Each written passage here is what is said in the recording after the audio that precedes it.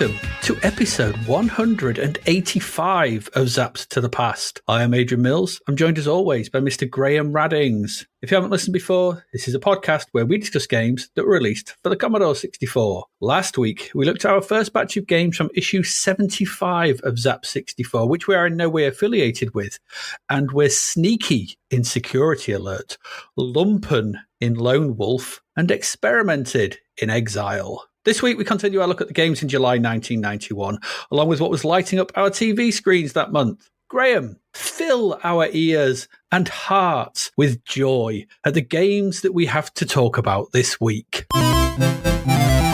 As we cruise through July 1991, we seem to be encountering some kind of banality epidemic. Maybe we were just all outside enjoying ice pops in the summer sun. It's unlikely in the UK, but you never know. So in a month that also saw US metal band Metallica release their massively popular song, Enter Sandman, we explore the stacky, flippy world of the Japanese-influenced dual throat sweep puzzler, while also feeling a bit awkward in the hentai-infused Gem X, and then zoom into the future, jump in our armoured mobility scooter and tackle the weird levels of a broken Pioneer space probe in Extreme. Good old Metallica. You know, AD and I once rewrote the entire lyrics of Enter Sandman, but framed it around bread rolls, salads, and buns. I'm not even sure why we did that now. Anyway, while we ponder what that would have sounded like and how badly beaten up we would have been had we actually played that cover version at a gig, we find more spooky shenanigans and ghostly goings-on as we jump, eat, and puppy power around the platform-inspired levels of Scooby-Doo and Scrappy-Doo. We see what happens when you take a beloved tabletop game from the hallowed halls of Games Workshop and then take a giant dump on it in Heroquest before finally heading off into Puzzle Land again, only this time as some kind of romantic angry tomato in the production-heavy and misnamed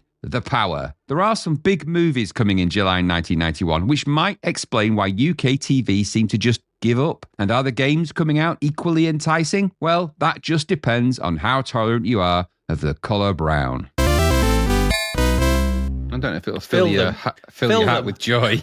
Fill them, Graham. Fill them. I feel particularly filled. Yeah, it's mixed bag of fulfillment this particular episode, but I don't know about that. I don't know if I can fully meet the criteria you specified there. But oh, that's a shame. Never mind. 1991 is doing the best it can. It can, yeah. In trying times, it's Well, there was obviously an inspiration drought because looking at the TV and the films and everything, it was aside for a couple of things. Not much was going on, was there? So no, and the games are getting similar-ish. I know similar. The games are similar-y sort of thing. The TV is, I don't know what's happened. We'll get to that in the middle. So, the TV has gone a bit weird. Everything's gone a bit mad. It has. But in other news this week, we don't normally talk about modern stuff, but we see the Switch 2 was revealed properly. Yeah, it was the reveal. Yeah, it was. The reveal. Yeah. Well, we had the small reveal earlier in the year, and now we've had the big reveal. The first one showed you the shape, essentially. Yeah, which is exactly the same, just a bit bigger. But now saw some of the stuff, the chat function. That's always going to be dubious with cameras. Yeah, I don't like that. No, but I mean, there is a link. I mean, Mario Kart is the launch title, isn't it? Mario Kart World. Mario World, yeah. I mean, that's a great idea for that. I mean, it's basically Forza Horizon. That's what it looked like to me. So, but with Mario Kart. Yeah, I suppose so. But it's nearly, what is it? Because we're 1991. It occurred to me to have a look, and the original Mario Kart, Super Mario Kart, was 1992. Wow. Okay. So we're only a year away from what that, it's crazy to look at it what it was and now what it is now. Yeah, true enough. That's not that far away, really. And I mean, it looked amazing. It did, but the prices also looked amazing, like in a bad way. Well, yeah, 400 quid. Ooh. Yeah, and the game's 80. That's if you buy them digitally, 90 for physical. So, I mean, I just don't see that as a good value proposition. No, I don't. And because it's Nintendo as well, those prices, they ain't coming down. No, Nintendo don't, do they? Do tend to do that? Nintendo don't lower those prices, no. So you can argue that, the games are great and they're worth it, but I don't know. I'm just not sure about that. In a modern world with everything that's going on economy-wise, I'm like, I don't know. Yeah, I think it might be better to buy them now before the tariffs get too high on everything. So yeah, true. It's just weird, isn't it? It's like 400 quid. I'm thinking, okay. I think I'm just going to save up and buy a new PC. Yeah, and I think you're getting to that position, really, aren't you? I mean, the portability is what would normally sell that now, really, and they've sort of leaned back into the whole, it's for the family. It's like, but you've made it kind of not. Yeah, 400 quid. 400 quid. And it's a lot of money.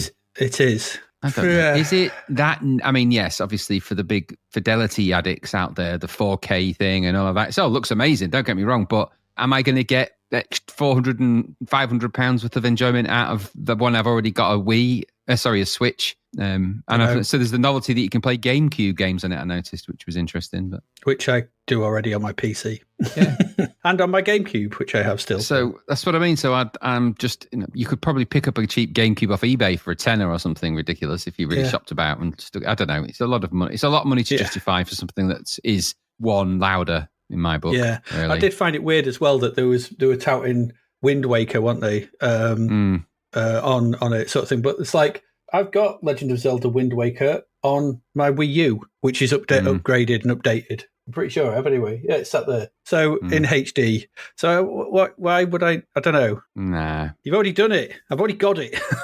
Yeah, I just don't see the Mario fan in me like the Mario stuff. And that Donkey Kong looked really crazy good.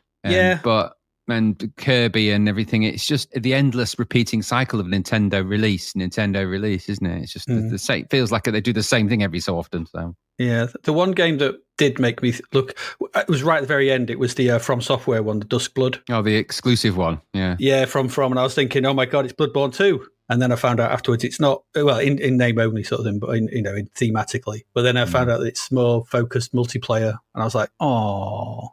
All the eggs landed in your basket at once, and then shattered and were rotten eggs.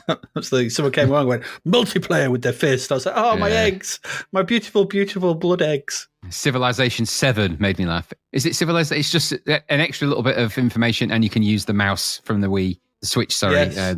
But other than that, it's one louder. Everything on it was just one louder. And then, like the cinema film lineup for 2025, they're all the same, just one louder.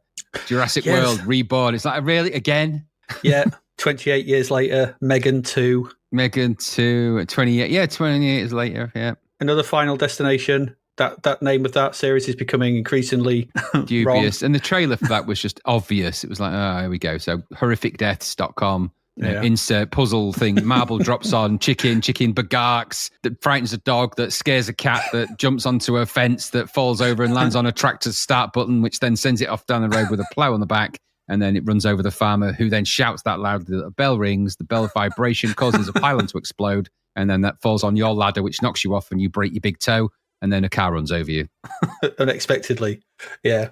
So I don't work for them, by the way. I was just, that's just, I don't think it takes long. That was off the top of your head. That was really good. That is. I'd watch that is off the top of my head. I'd certainly watch that death. That sounds great. I'm not sold. Give that man a script. I mean, I don't know if there's a job out there for death inventors of, for Final Destination movies. I guess there must be, because they have one for Saw, don't they? Have the Saw death guys. Oh, there's another Saw film as well, isn't there? The last one, the eyeball sucking device. I was like, "Oh, go away with this stupid nonsense. It's pointless now." We are starting to sound a little bit like old men shouting at clouds right now. So there's nothing wrong with that. Well, I'm not complaining. Their job is to entice me back into the cinema for the extortionate amount I'm expected to pay to go in it, and they're not. So do better stuff to make me want to go. Then true. There you go. That's this is why we don't do a modern stuff podcast, because we just sit and moan. It's like, it's all would rubbish. Be that. It would, yeah. It's bad enough with retro, but I know everything's rubbish. There you go. I'll get it out of the way here. If you want more of this, you can. If you like this, then you can fund it. You can help. You can pay the bills. Help to pay the bills. Join our Patreon, and our Patreon is patreon.com/Zapped. Of course, it would be. It's growing increasingly cheap. As everything else goes up, we are holding our cost. Yes. We're refusing to put those prices up. We represent amazing value when you think you get 180 plus episodes, most of which are well over 2.5 hours. Yeah, well, it's 211 now. I think you count all the bonus ones and everything that are on there. So loads of episodes, loads of hours of content. Absolutely. Good stuff. It's all good stuff. And support's doing all that and keeping going. And so that's there. There's a Ko-fi at ko-fi/Zapped as well. So that's all cool. And obviously, come and join us on social media. Someone did pick me up on saying that we've done a quarter century with Steve Erickson, actually. So, Steve, you picked me up on doing a quarter of a century of magazines. I obviously meant that we've done 75 magazines, not a quarter century's time worth. I wondered, actually, when I listened back to that, but I didn't care. I was like, he knows what he's on about. Yeah, we've done 75. That is a quarter of a century of magazines. Yeah. Three-quarters of a century, three-quarters of a century. And now I know what you meant. That makes sense. I didn't at the time, but I was like, he probably meant to make sense, and it probably does. I'm just not listening to it right. Well, it's all right, because like the other week, my joke about Michael Bolton, I was on about towns in Lincolnshire, and obviously I'd confused Bolton with Boston. Oh, I thought that when you said it, when you were like going on about it, I was thinking it could be another Lincolnshire. I thought, okay, I'll just go with it.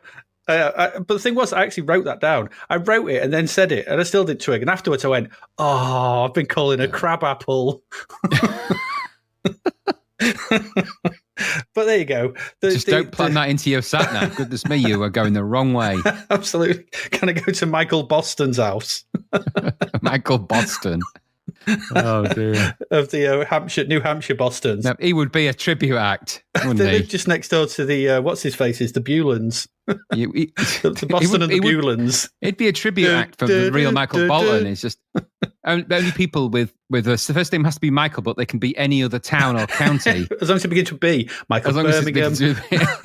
Michael Bradford, Brighton. Michael Bradford. Brighton, yeah. Michael Bolton, Bury St Edmunds. Yeah. That's the posh one. Yeah. Michael Brigg. Yeah. Michael Brigg. Yeah. Michael Burstwick. Yeah. Any B, really. That's a niche one. Burstwick. It's just north of the Humber. Yeah. Hey, I was driving around last night on a little errand I had to do. I went past a place called Barlow. There's actually a place called Barlow, just outside of Selby. There? Yeah. I was 1.5 miles from Barlow when I did chuckle as I drove by. Selby by Barlow. It was the most niche chuckle I've ever done, though. I was like, Barlow. And then I thought, even I had trouble getting that joke. And when we were joking about it, I was like, God, that's so niche. It even confused me for a moment. Michael Barlow. There's another one. Yeah. Yes. Yeah. Because there is a Barlow. Yeah. Michael Barton number. Yeah. Michael Barrow number. Michael Bristol. Is popular in the old Carry On days. Yeah. Michael Bristol's. Mike Bristol's. Anyway. No more of that. No more of this.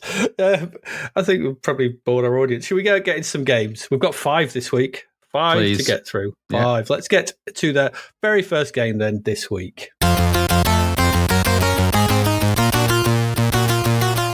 And, carry on with this game, because it's this is Gem-X.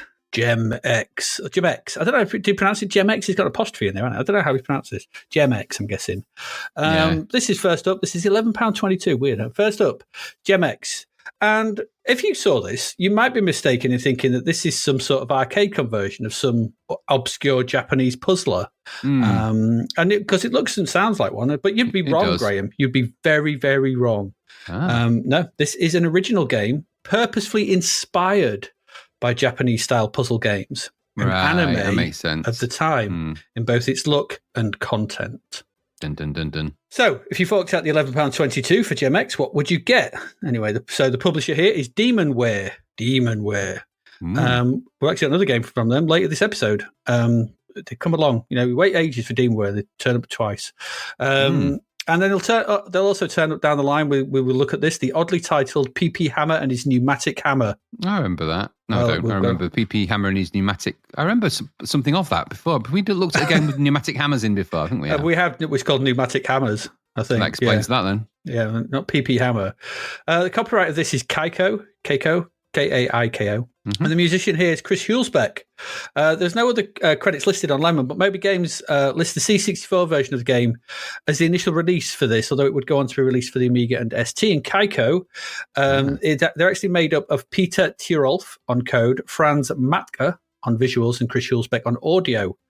Now, interestingly, they started out as Audios, and that's AUDIOS with complete with full stops. And this stood for Art Under Design, Imaginations of Sound, which is dreadful. No DNA in the Scotch cadaver. Yeah, that's exactly what I thought. That's rubbish, isn't it? Audios. Anyway, But that's what they were. But then they created Kaiko underneath it, and then eventually just became Kaiko because they clearly came to the senses and went, "Oh, this is crap." And they were a German team. And according to the wiki entry for this game, the game uses Japanese-style graphics with interludes of mildly erotic, anime-esque images of girls. Despite being developed in Germany, the game was designed to look like a Japanese game, complete with anime-style graphics inspired by Matsuka's interest in manga culture, garbled Japanese text, and Kaiko's name chosen deliberately in order to sound Japanese. I've been listening to the Vapors then. Okay, yeah. So there's no real story to this at all. I found the instruction manual. There's no real story. Yeah. But what you actually get here is a puzzle screen. It's 400 individual screens of anime puzzle action. Wow. 400. There's a lot in it. So that's that. Once the game loads, so the manual states that pressing.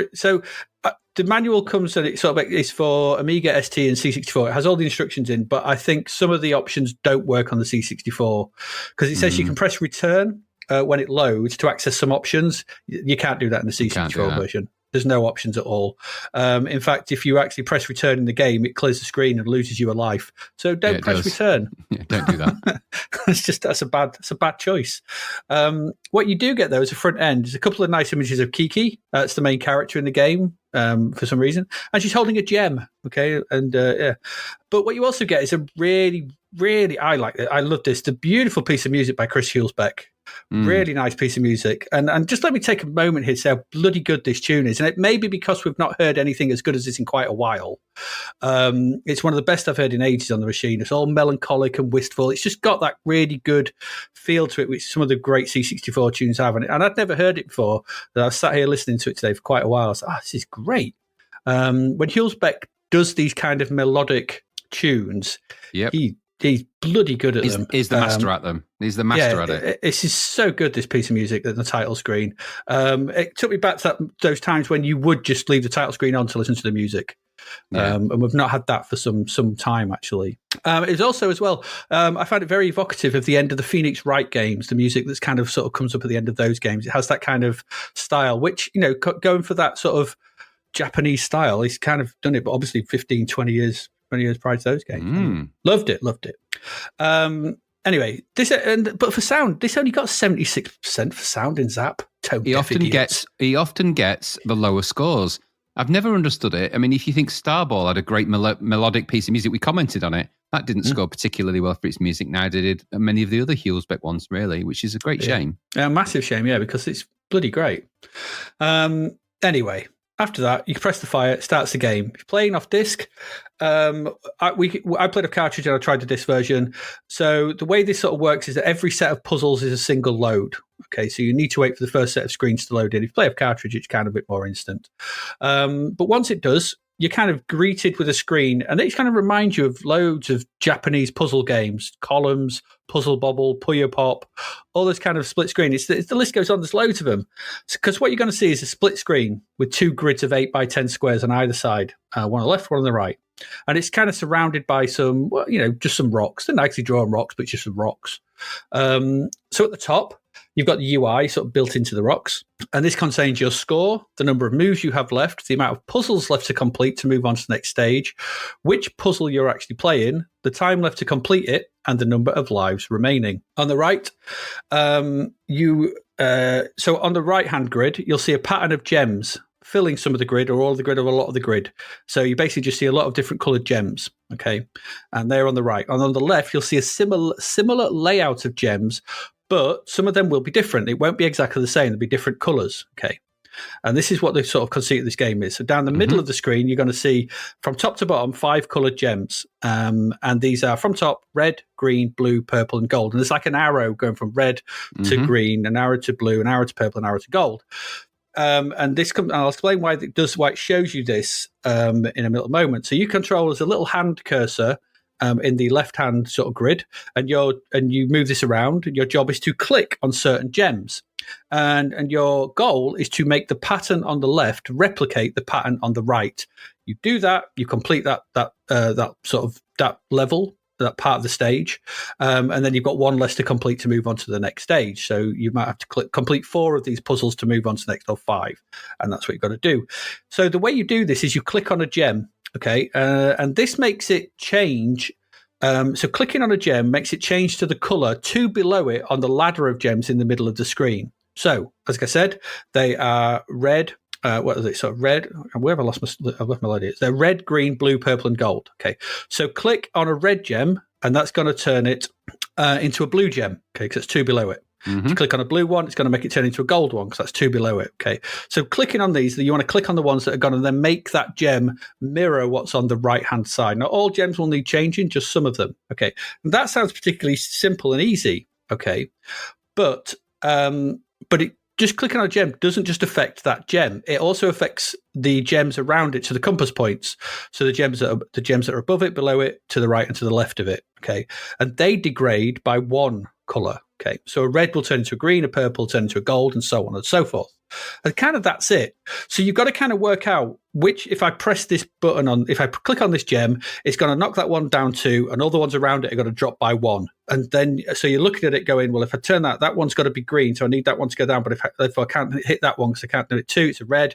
I need to find someone to hit it, so it'll just turn it down by 1. And you're kind of looking at it, but you can't just look at the one. You've got to look at the whole pattern. Yeah. And that's the whole point of this. You've got timer going down, so you're kind of looking back and forth between the 2 patterns, trying to work out which one you've got to press. And then you click on it, and that's it. You just got to figure out which gem or series of gems to click to change the color and get them to get the patterns to match. Okay. So as noted in the UI, you only have a set number of moves to do this in. So you might only have 5 clicks, 5 moves. Every time you click on something, you go down. You've lost a move. If you run out of moves, or you run out of time, you lose a life. So lose all of your lives, it's game over. It's quite simple, really. So you start on stage A, and each stage has 16 puzzles within it. And the game offers these up to you randomly, so you never quite know which one you're going to start on. It could be any of those 16. And completing one will lead you to another random one. So I think in the first stage, you've got to complete 4 of them, 3 or 4. Right. So you don't know which ones you're going to get to start with. So it kind of randomizes it up. You're not quite sure. You'll start to learn them as you go through. You'll play that first stage quite a few times, getting used to it, and you will start to figure them out, and that's fine because they're not too hard at first. But you've got to, like I said, you've got to complete the number of the to-do part to move on to the next stage. Should you do this, should you complete all the ones, the number you've got to do, then basically you get another screen opens up, and this shows it's like a pyramid. Going from left to right. We've seen this in another game, another puzzle game, and I can't remember which one it was. But you then pick which one you want. So A, which is the first one you start on, leads to B and C. Okay, and then so you've got A, B, C, and then in the next sort of column, there's D, E, F. So B leads to D and E, and C leads to E and F. You can see how this. You kind of imagine the outrun. The outrun structure, and that's how you progress. So essentially all you've got to do is get from left to right. Okay, so it's usually about, I think there's 7 or 8 sort of columns to make your way through, 7 levels to make your way through. So as they go through, so there's 1, 2, 3, 4, 5, 6, whatever, and then it says, and they're all named. So it's all the letters of the alphabet. So there's 26 stages, each with 16 in. It's supposed to be 400. There might be less as you get towards the end. I didn't do the math. But 16 times? I don't know. Maybe it is. I don't think it is. And so that's how you progress. So you're never going to pick the same route twice. Even if you do pick the same route, the stages that you will play will be randomized, and there's 400 of them. So there's quite a lot of variety in the puzzles of what you're actually going to see on each different run. It's going to be a bit separate each time. Not completely 100% like roguelike and procedural, but with 400 to go at, there's a lot of difference there. And they get increasingly tricky as you progress across the board. So as you progress as well, some levels need you to get rid of gems that line up the images, and the amount of gems that need changing gets ever more devious. And the way you get rid of them is if you click, so at the bottom of that sort of ladder, you've got the purple and gold ones. If you click on a purple one, obviously there's not 2 below it, so that will disappear. If you click on a gold one, or if a gold one is next to the one you click, they will disappear as well. When they disappear, any gems above them will drop down, like Puyo Pop style, Tetris style, and that's how sometimes you've got to get rid of gems to get the puzzle right. And that makes things increasingly tricky because you're not only trying to figure out the colors, but you're also trying to figure out which ones you need to get rid of. And the clicking, you've only got so many moves to do this, and it gets quite tricky. And you start to look at it going, oh, this is pretty devious actually. So that's all well and good, right? Weirdly and oddly, this is where the manga bit comes in. Upon completion of each stage, and after you've picked the next one, you are treated, and I use that word lightly, to an image of Kiki or one of her friends in various stages of undress, or in a bath, or holding a rabbit that for some reason has a love art over its genitals. I don't quite understand what's going on. I don't know why. I don't know why this is in here. The game... It just doesn't need it. It's a good puzzle game. It just adds nothing. And it falls foul of my simple question. And something that, I play games a lot. And the question sometimes I ask myself, when I'm playing some games I like, would I be embarrassed to be seen playing this if my partner walked in the room? And I think with this one I would. Because it's like, what have you done? If it was just a simple puzzle game, like, like Tetris and stuff, people are like, no, it's just a puzzle game, it's fine. But I complete the stage and then there's this 8-bit anime titillation. I'm like, what you done? Don't know. There's no need to take the anime obsession this far. I just think it's pointless. Just no. I agree. Because for me, I thought this was a very good puzzle game. It's simple, but once it clicks, it works. It even lets you press the backspace. So there's a little, player affordance. If you press the backspace, you can undo the move. If you that wrong one, I've made a mistake. You can undo it, but that takes up one of your precious few moves. So you can't spam it. You can't just go click forward, back, because you run out of moves quite quickly. You're done. So you can only use it. You have to use it judiciously. The fact that the levels in the stages are randomized, as I said, also adds the variety in the game, as no two playthroughs really feel the same.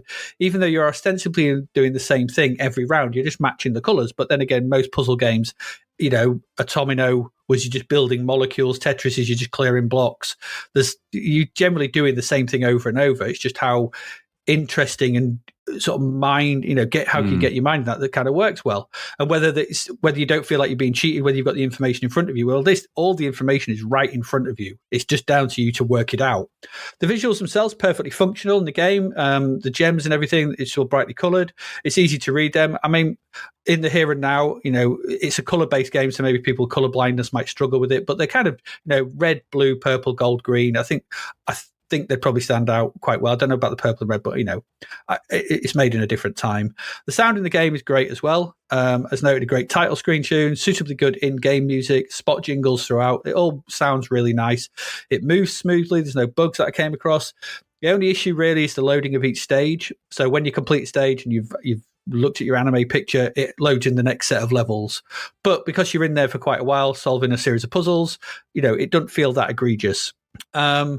But it's fine, I guess. On the whole, though, I think this is another really... There's not much to say about it. It's just a really good puzzler on the system.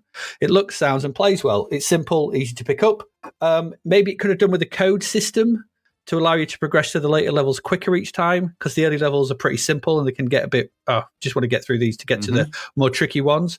But like I said, with 400 levels to see... and if you really want those anime images to linger over, it's another great addition to the growing roster of really good puzzle games on the system. Is it as good as a domino? Probably not, but it's close. It got 85%, I think, which I think is probably about the right score. I think it's £11.22, which might be a bit pricey, but I think a domino was full price as well. These games are good because you will crack on with them. If it clicks and you would get into it and you want to see all those levels and see all the way through to the end, I didn't get there. I don't know what happens at the end. I read somewhere that there's something good happens, but I dread to think what it is. But, maybe that stopped it being a sizzler, because some people, I think, might find it a bit repetitive because it is just, it's pattern matching. But, that's up to you whether you find that enjoyable or not. Still, I thought this was a really good game, one that holds up well to this day because it's simple. Keep it simple. Keep these premises simple, single screen. Just didn't need the anime nonsense for me, but I enjoyed my time playing this. I thought this was another good little puzzler that I'd not played before. I'd seen it. I just thought it was like a Taito game or something or whatever. But good stuff. I enjoyed it. What did you think? I didn't really get along with it. But then again, I don't really get along with any of these. And I think it's saturated. I think that's part of the problem now is thousands of these. If you don't doubt that, just go on MAME and just, find a MAME archive and you'll see there's about 9 trillion of these type of things. So these gem-based puzzlers of varying descriptions, there's so many now. I mean, we sort of take them for granted. So I suppose it's got the novelty of being quite an early one. But I don't really get along with them. I found visually it was unappealing. I've never really liked the gameplay that involves these. So any of them, and that includes even the modern variations of this that are on modern devices. You're not a fan of Bejeweled and things like that? No, I've never liked any of them. I'm not a 42-year-old middle-aged woman, as far as I know. And that seems to be was for a while the target demographic for a lot of those kind of games. Was just that kind of, there was a gender demographic, and I wasn't it. Yes, yeah, Candy Crush was very much aimed at that, wasn't it? Sort of thing. Yeah, it is, and that's not to say that other people and genders can play those games, but that was the target market for them. And again, nothing wrong with that. They just ain't my cup of tea. I thought the puzzles in this were pretty clever. I just didn't like the visual representation. It just felt a little bit hard on the eye over time. It's a little bit too much white sort of light bouncing off different parts. I know it's gems, but they didn't feel, they looked like boiled sweets. I think if this had been more Candy Crush, I think it would have probably felt a little better. Maybe. And again, this is all eliding the obvious elephant in the room, which is this the big hentai payoff on the big reveal of the scantily clad manga thing. Yeah. Diminutive, overly suggestive, and provocative manga style imagery isn't my thing. So it actually has no bearing or purpose or anything. It wouldn't attract me to anything anyway, but it certainly didn't make this game any better. If anything, it probably made it a bit tactless and a bit tacky, which is kind of silly because there's no need to do that. I don't like these kind of puzzle games, but it's a good functional puzzle game if you like that kind of thing. It's just not my bag.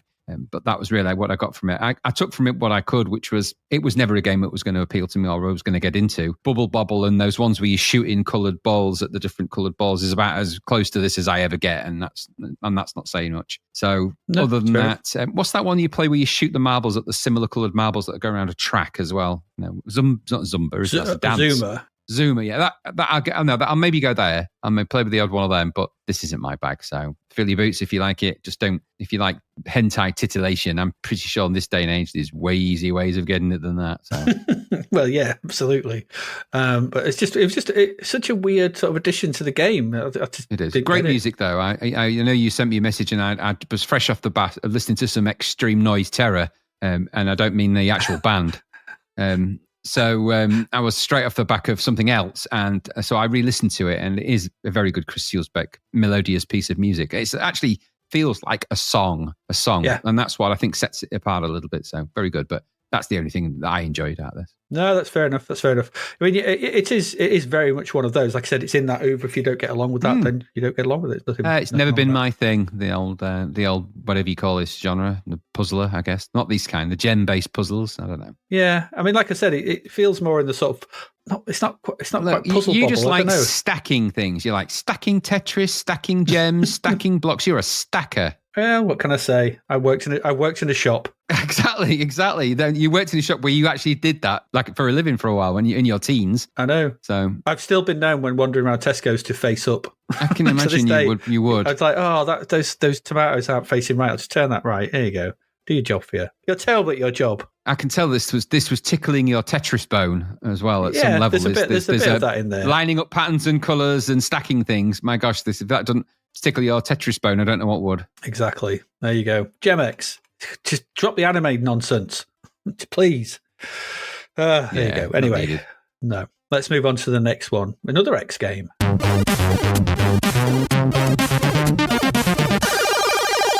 And that one is, it's over to you, Graham, to tell us about Extreme.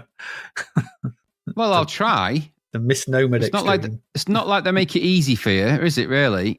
Everything about this had horrible colour problems. Everything. The logo on the box art, the colour background on the box art, the text that's on it to try and make it unreadable. Even the manual, the instructions are black text on a pink background. What is wrong with them? Don't know. Yeah. So, okay, this is Extreme. This was published by Digital Integration. It was developed by Enigma Variations. We've met them before. We have, yeah. These all sound like albums, actually. Digital Integration and Enigma Variations sound like albums from the same outfit. This was $9.95. Only scored 37%, though, which is not a good score.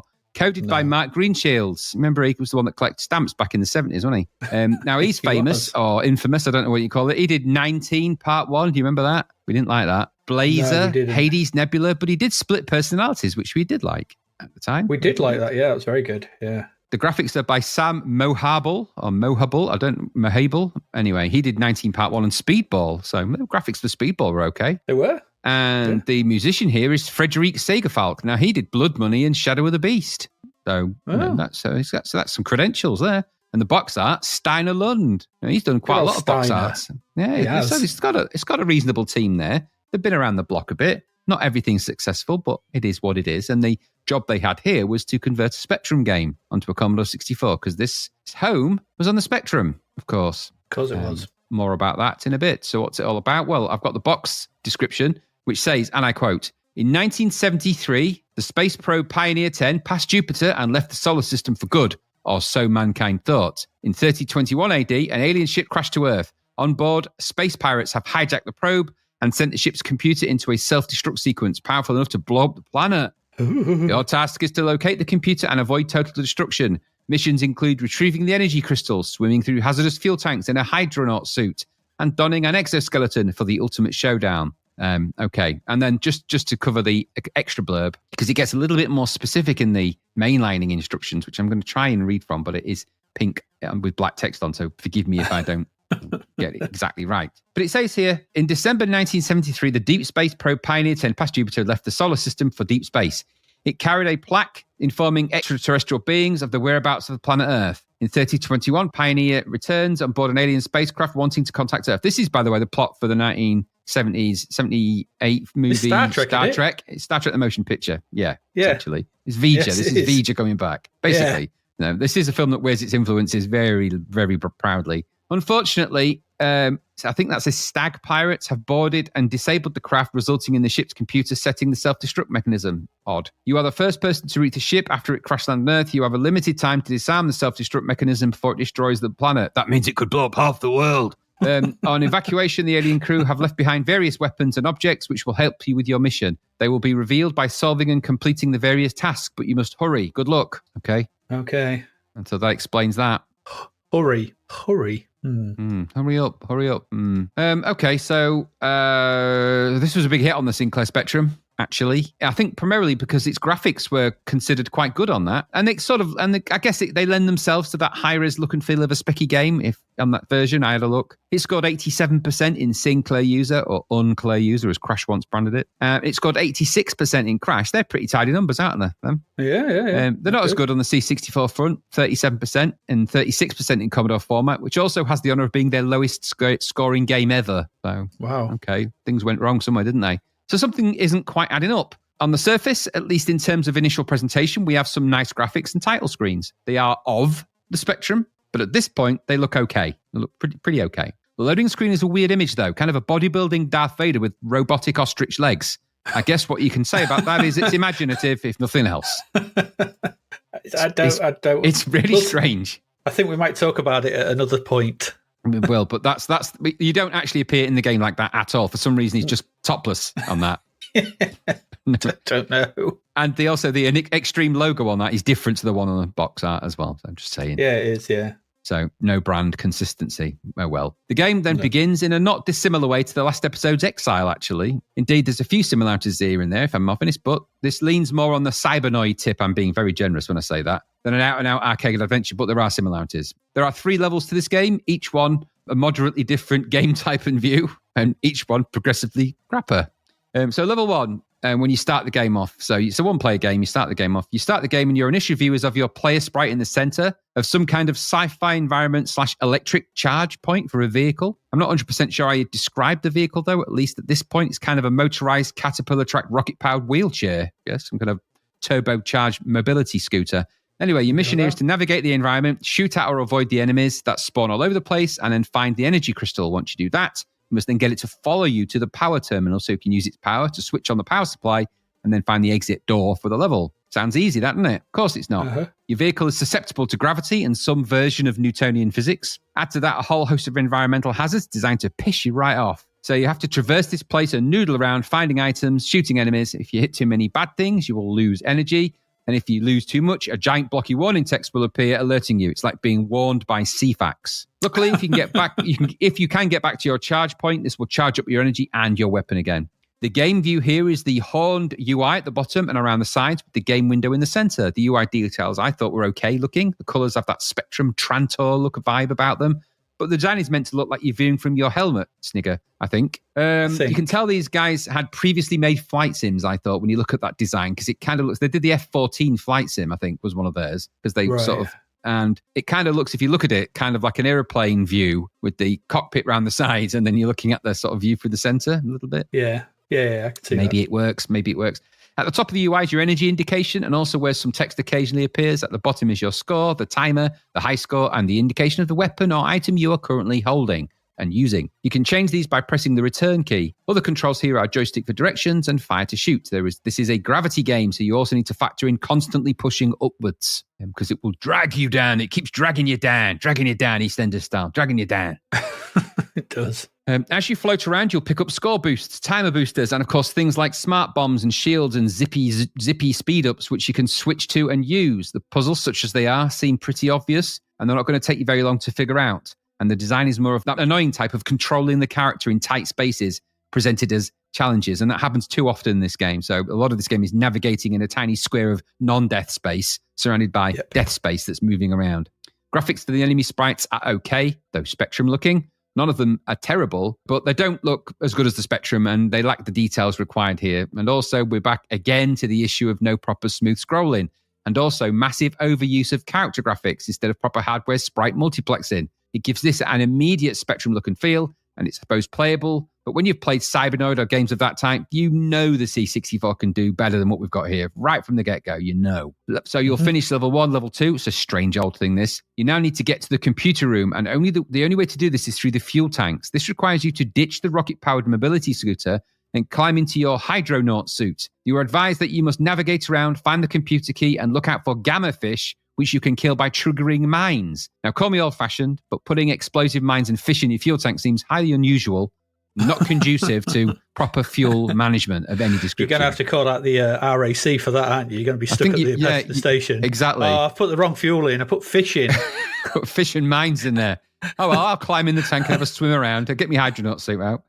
The view of the UI doesn't alter, but your main sprite is now a tad larger on the screen and somewhat awkwardly straddling a rocket-type thing. It made me laugh, actually. It's less of a hydronaut suit and more of a mountable, submersible booster rocket that would even have the inhabitants of Summer Isle blushing at the blatant phallic symbolism. So... Yeah, it is a bit. It is a bit, isn't it? It's the phallic symbol.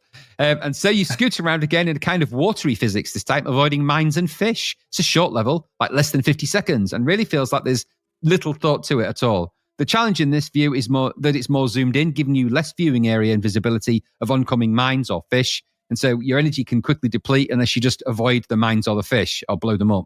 Honestly, there was maybe even less than 50 seconds, but you float to the left, find the exit, done. That's it. There's a kind of bubble effect in the fuel tank, which is meant to look like bubbles, but then if it's not an underwater level, you're in a fuel tank, so why would there be bubbles? Where would the oxygen be coming from to drive that, and why would it be needed unless you're trying to keep the fish alive, and why would they be alive in fuel?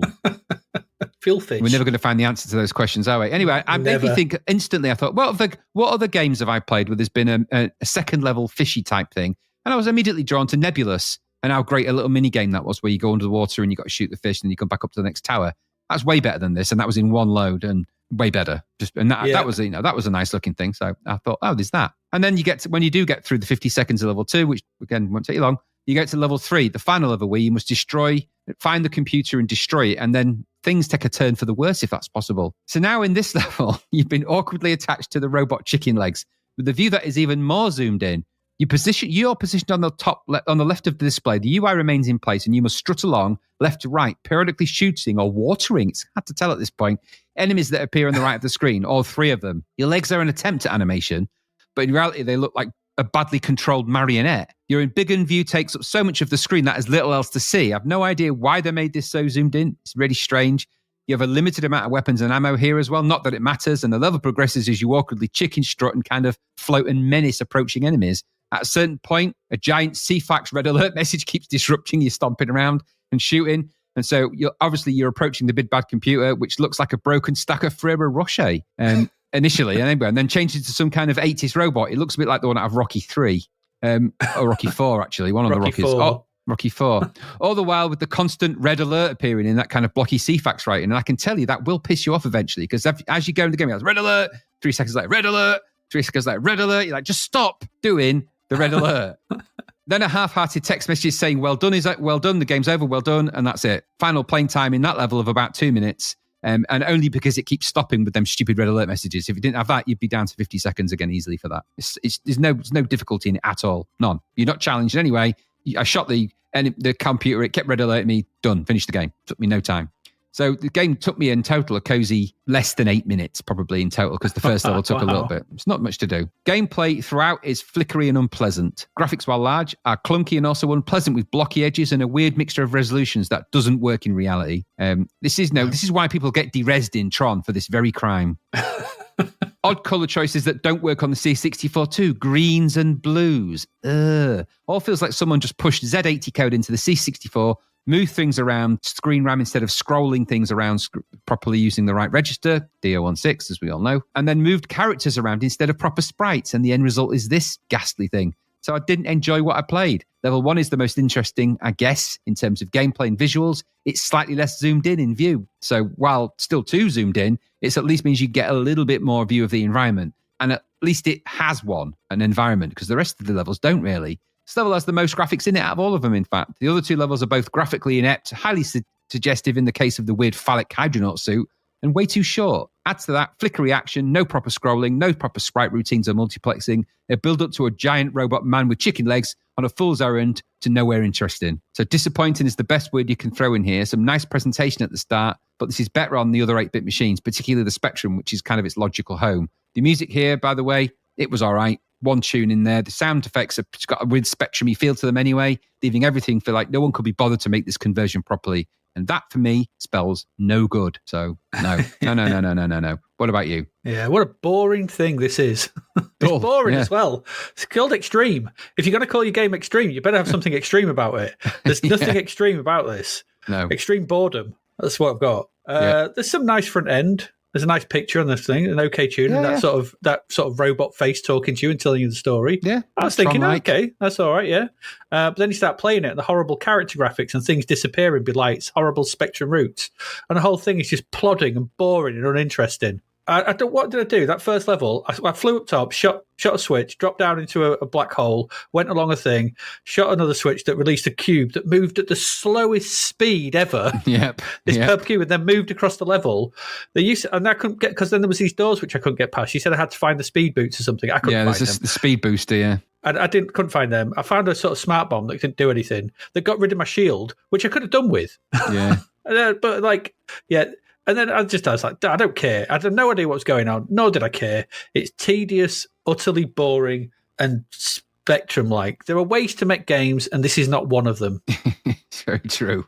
Okay, dull, plodding boredom. I was not impressed. I quickly turned this off. I was like, what is this? It's all front end. And then, maybe I should have persevered, and maybe I will if it only takes 8 minutes. Oh, it's less than that. There's no point in getting to the other levels. They're rubbish. It'll just anger you even more than the first level does. Watching that purple crystal go across, up the tube, and then across the level, you're like, oh, God's sake. Weirdly, in the Spectrum version, that actually tethers to you with almost like a line. So it's almost like you have to drag it a bit like thrust. So you click and you sort of drag it along. For some reason, I'm guessing because of frame rate issues and because they couldn't be arsed, it doesn't do that on the C64, but the Spectrum, that's why the Spectrum version's arguably better. Well, it's better, not arguably. It definitely is. Yeah, probably. I wonder what the Amstrad version like. It's probably better still with some nicer graphics. Usually work quite well, don't they? Yeah, I'd stick to the Spectrum one. Really? It's not terrible, but it's just the Spectrum was where it got all of its kudos. So. All right. Just usually get Spectrum and Amstrad, they share the same Z80, don't they? I thought it was usually a little bit better on the Amstrad. Yeah. No. Well, I wouldn't say not better, but it's just the Spectrum was where it got all of its praise. That's the best way you can look at it. All right. Well, I'm not going to go back to it anyway. It wasn't converted to the Spectrum. It was converted from the Spectrum. I think that's I'm not going to go back to it anyway because it was crap. That's shit. It's not extreme. Yeah, it's not extreme. 37% is it's 1/3. Maybe some of the visuals and the UI is quite nice and the music, but the game is. Well, the game idea isn't theirs. It was stolen from a film. Some of that imagery looks exactly like the MC Master Control and the Tron poster. So So when you see that face in the thingy with it, and he stood at the bottom looking up, it's Tron. It's just ripped off from Tron. So there's nothing original in it. No. Then you've got that robot from that Johnny Five is in there, kind of a Johnny Five variation. Johnny Five. Then you're the bit from No One Fights in the War Room, Dr. Strangelove, when he's falling on the bomb at the end. Yeah, it's Frederick Frankenstein, isn't it? Frankenstone. This is what this is. It's Frankenstein's creature. This. It's a bit of it's Abby Normal. Abby someone is involved. Yeah, absolutely. And that big chicken leg thing at the end. Oh, good Lord. That's crap. So stupid, that thing. Let's speak of extreme no more. There's nothing extreme about it. Anyway, there you go. That's the first two games this week. X Max, those two out, doesn't it? Gem X and Extreme. We're going to go away, take a quick break, refresh ourselves, come back and talk about the incredibly interesting TV stuff that was going on in July 1991. Oh, God's sake, we'll try and make this interesting. Stay with us and see what we do. See you in a bit.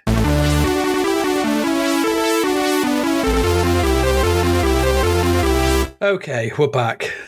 There was obviously something in the water in July 1991 for TV because, kidding. Well, 1st of July, the long-lived Wings set makes its debut on the Channel 4 game show Countdown, alongside the use of tie-break conundrums.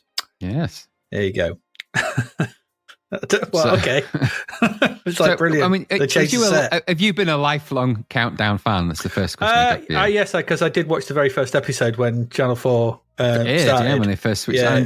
Show, so you're obviously a Richard Whiteley fan, and I always enjoyed it. I like I like a good word and putting numbers game. So you're a bit of a wordsmith, aren't you? So I imagine. Yeah, I like words and I like numbers. I'm kind of an odd one. Exactly. So you like your vowels and your consonants and. I do, not consonants, as some people sometimes say. It's not a consonant. That's not that. No, I always like the numbers round, personally. I'm not very good at the conundrum. I always struggle with that. This week's Countdown Conundrum. You see the people that get the instantly. I'm like, what is, your brain is wired differently to mine, because I'm still looking at going, A, F. I mean, that time it's taken me to read two letters. Eggy flops? What's that mean? What's that? And then they'll just like, it'll go, and the music will even start. Is it flatulence? Well, let's have a look. It's right. It is. Right. Well, actually, that would probably be too many letters. He's got flatulence. Well done. It would be the joke, wouldn't it? But I mean, the format for the show's never changed, has it? But I found an interesting thing about, because it's still sort of ongoing, about what happens when the letters game goes a bit odd and the letters come out and what words. There's been loads of these. So an infamous one in the Richard Whiteley days when it first started was wankers, wasn't it? That was one that came up. And it was like, look, and they both got it, and then because they're both getting a tuning, but it looks like we've got a pair of wankers. Classic TV blooper time. And then I found more recent ones, like and I'll put the link to the little BBC 3 article that's about that, but there's a couple of really funny images in there. So and it's the poor what's the name of the woman that puts out the letters? What's the name of that? It's Rachel, isn't it? Rachel something, isn't it? Let me have a look. So she's obviously put out the letters. You've got, let's have a look, ELOHMUBXG, and then obviously the word they picked out there was bumhole. So so she's had to spell out bumhole. She looks proud next to that. She likes the bumhole. Because when they answer it, so you can imagine that. I've got a seven. So what's your 7? Bumhole. Okay, thanks. And what was yours? I've got bumhole too. And then it's like, okay. And then it cuts back to Rachel and the view of the letters, and it's always she spells out the word. But in these instances where that happens, and there's instances when she just pulls out letters. Can I have a consonant, please? Can I have a consonant? Can I have a vowel? Can I have a consonant? And then one of them spelt out clit. As she's pulling the letters out, so that's hilarious. And then if you go into the darker depths of the page as well, there's some classics in there. Because I found, so there's one where it's, obviously there's bumhole. The first few letters that came out was STFU, so shut the up, which is really funny. Mm-hmm. Brilliant, that. And then you've got erections, and that was I've got an 8-letter. What is it? I've got an erection. You can imagine disapproving looks all around.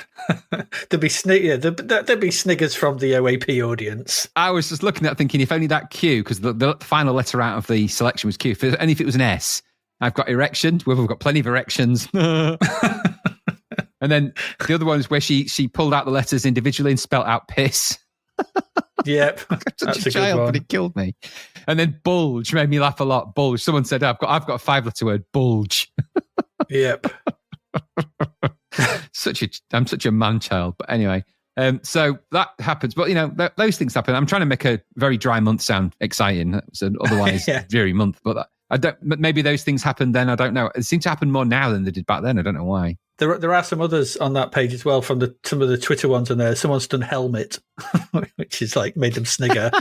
But one of the countdown conundrums was itchy semi. That was the to make a word out of itchy semi. But this should have been in the Viz episode, but there you go. But yeah, I mean, honestly, so that's that was the gold that Countdown presented, and it's still going now, isn't it? It's still obviously Richard Whiteley's died sadly, and he was actually quite an interesting host for that. Now it's passed on to whoever does it now, but yeah, it's Colin. I can't remember his name actually. He did used to do sports stuff. Farrell? No, the Irish guy, Colin Farrell. Colin O'Farrell. No, don't worry. 13th of July. Let's move along. It gets any worse. Bernard Wenton performing as Nat King Cole wins the second series of Stars in Their Eyes on ITV. Yeah, something tells me that. It's like looking in a mirror.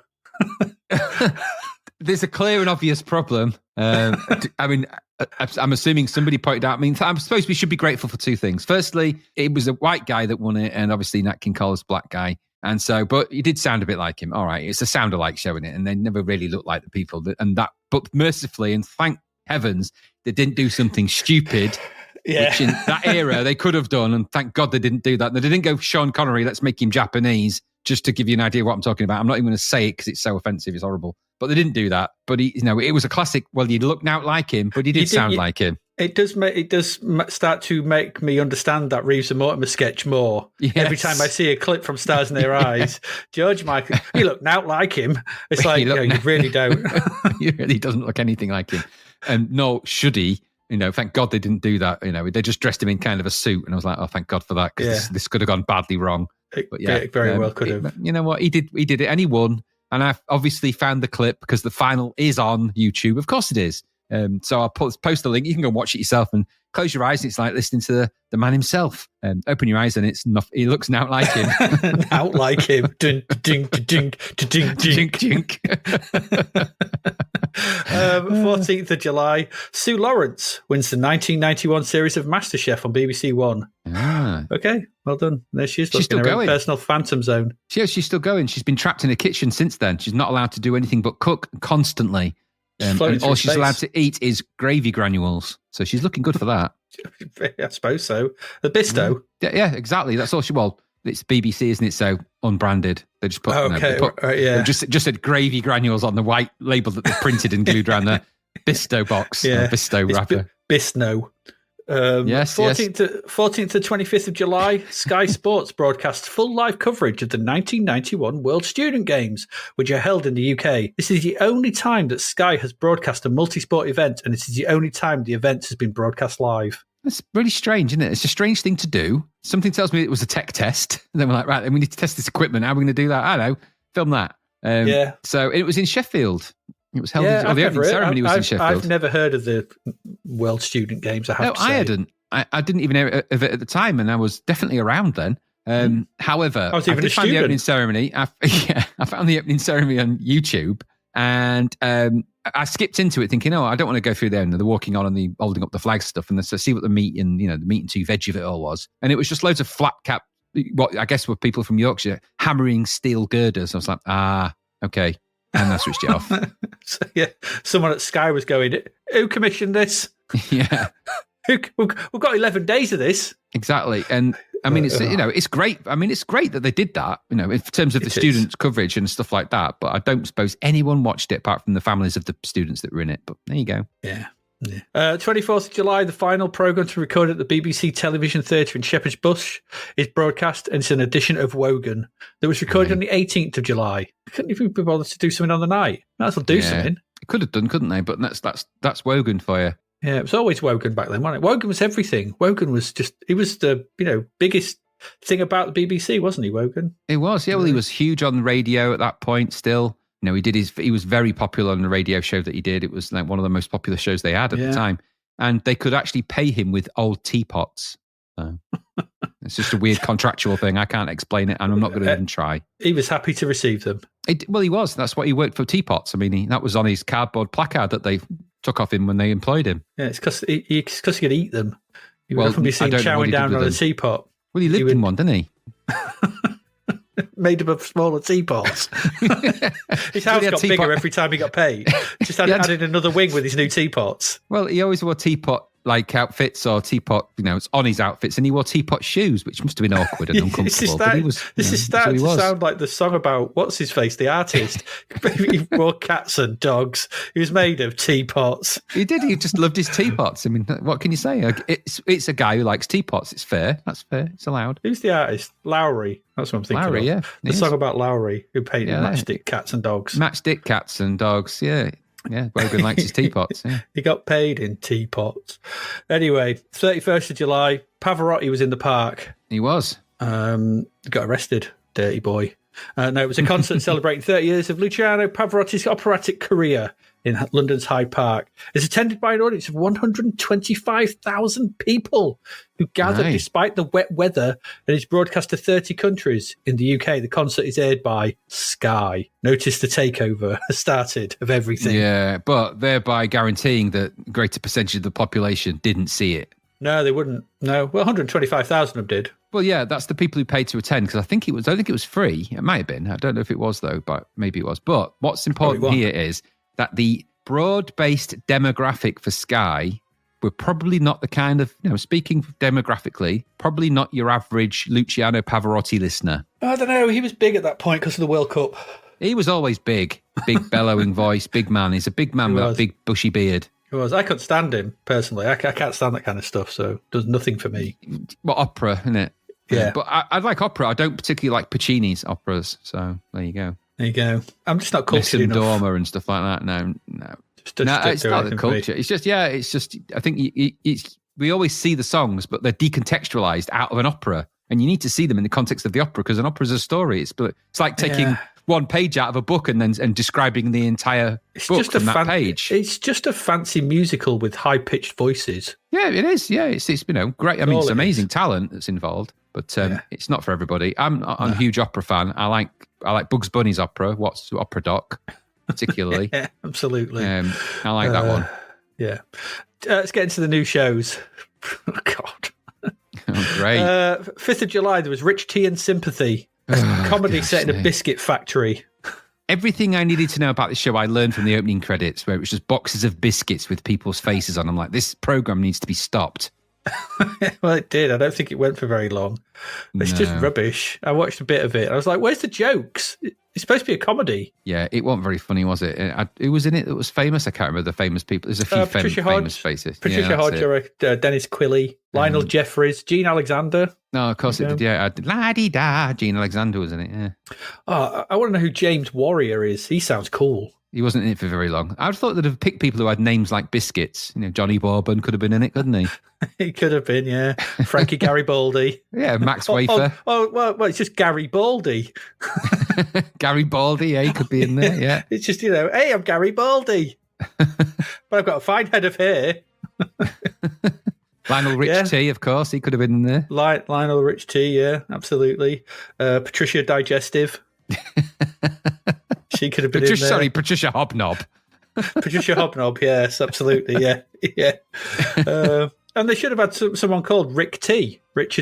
That's what I mean. If you're going to make a comedy show about biscuits, utilise the biscuit names.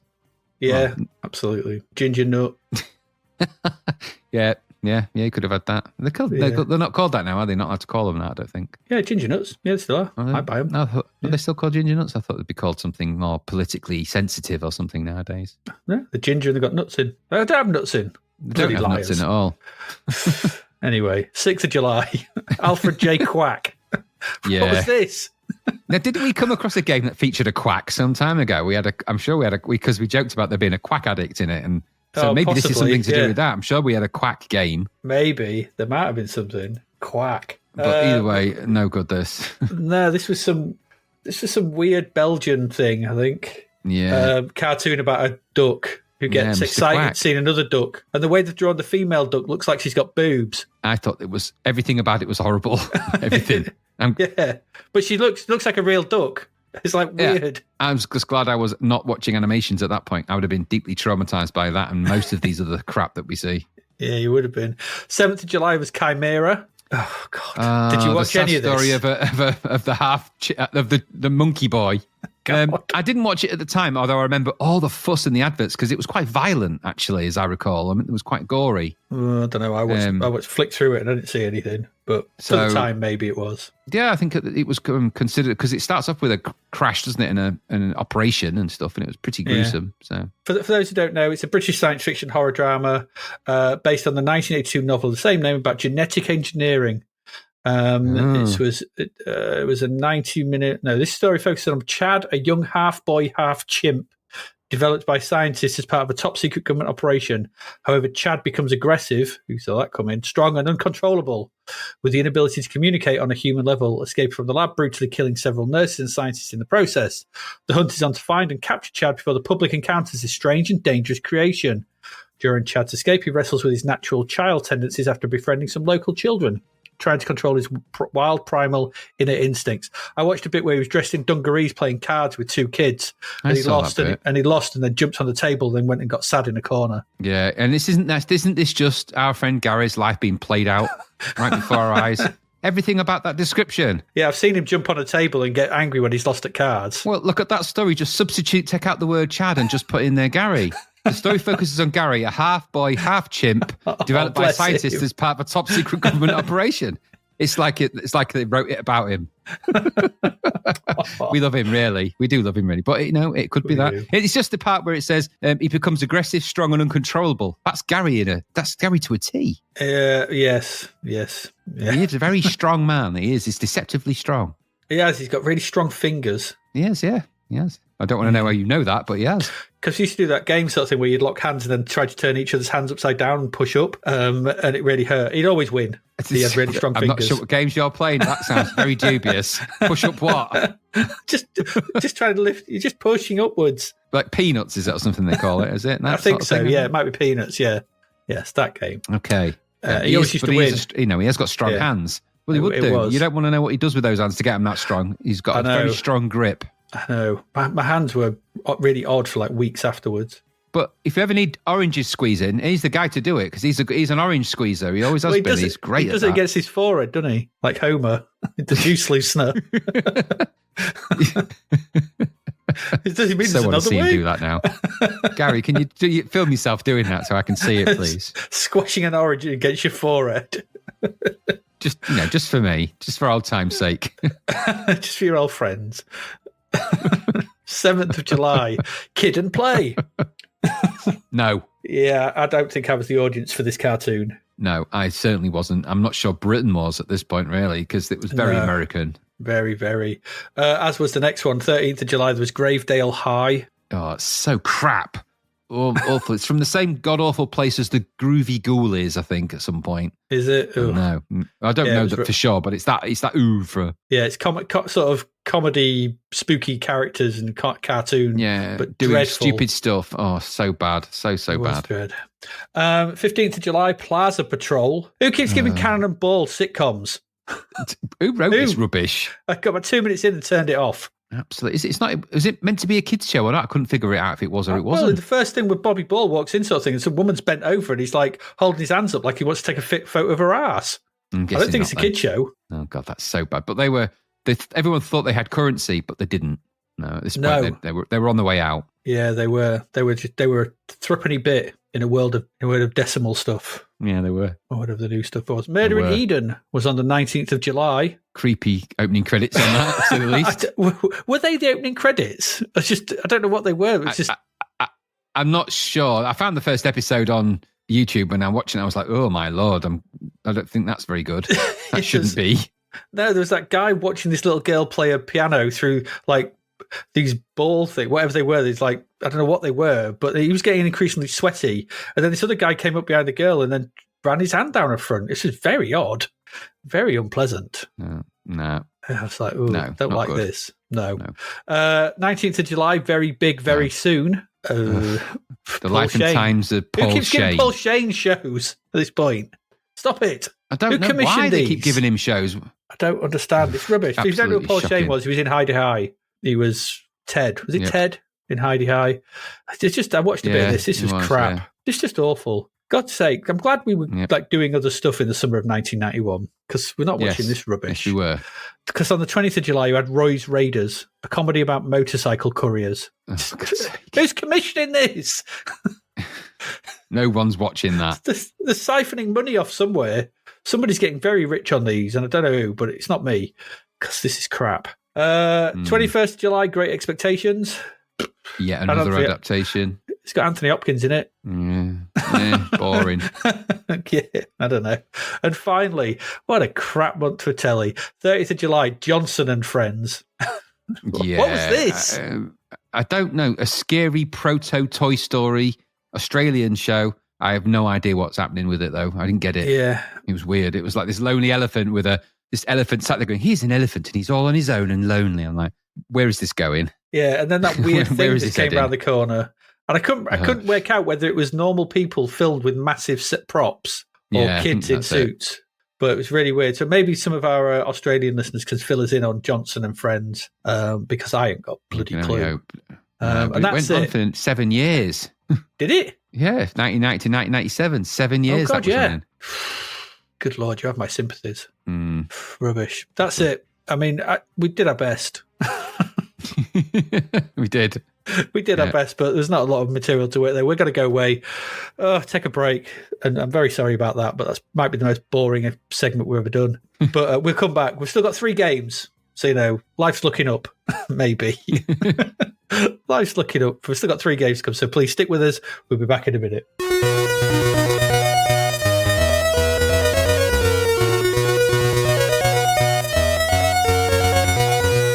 And we're back. 3 more games to get through. Let's waste no time. Let's get into the very first of those. And that is Scooby-Doo and Scrappy-Doo. Woo! Scooby-Dooby-Doo. This is the second adventure for Scooby on the C64. It is. And it actually seems it's actually been more about Scrappy than Scooby. And that always meant for a worse cartoon, didn't it? As soon as Scrappy came along with his stupid puppy power and all that nonsense, it was always crap from that point on. But does it also mean we get a worse game than the first piece of rubbish that Elite spewed out all those years back, which led to that great editorial in Zapped from Gary Penn, I seem to remember. That's the only reason I remember the game, because of that. The bile spewed at it in that editorial was always good. But let's find out. It's Scooby-Doo and Scrappy-Doo. It's a budget release, though, so, temper expectations. It's a budget release. Because it does bode well of late. We've seen some good budget stuff recently. And the publisher here was High-Tech Software. And the developer was PAL Developments. We've seen them before. We'll see a lot more of them in the coming months, I feel. The coders here are David Saunders and Nick Taylor. Graphics and title screener by Ashley Routledge.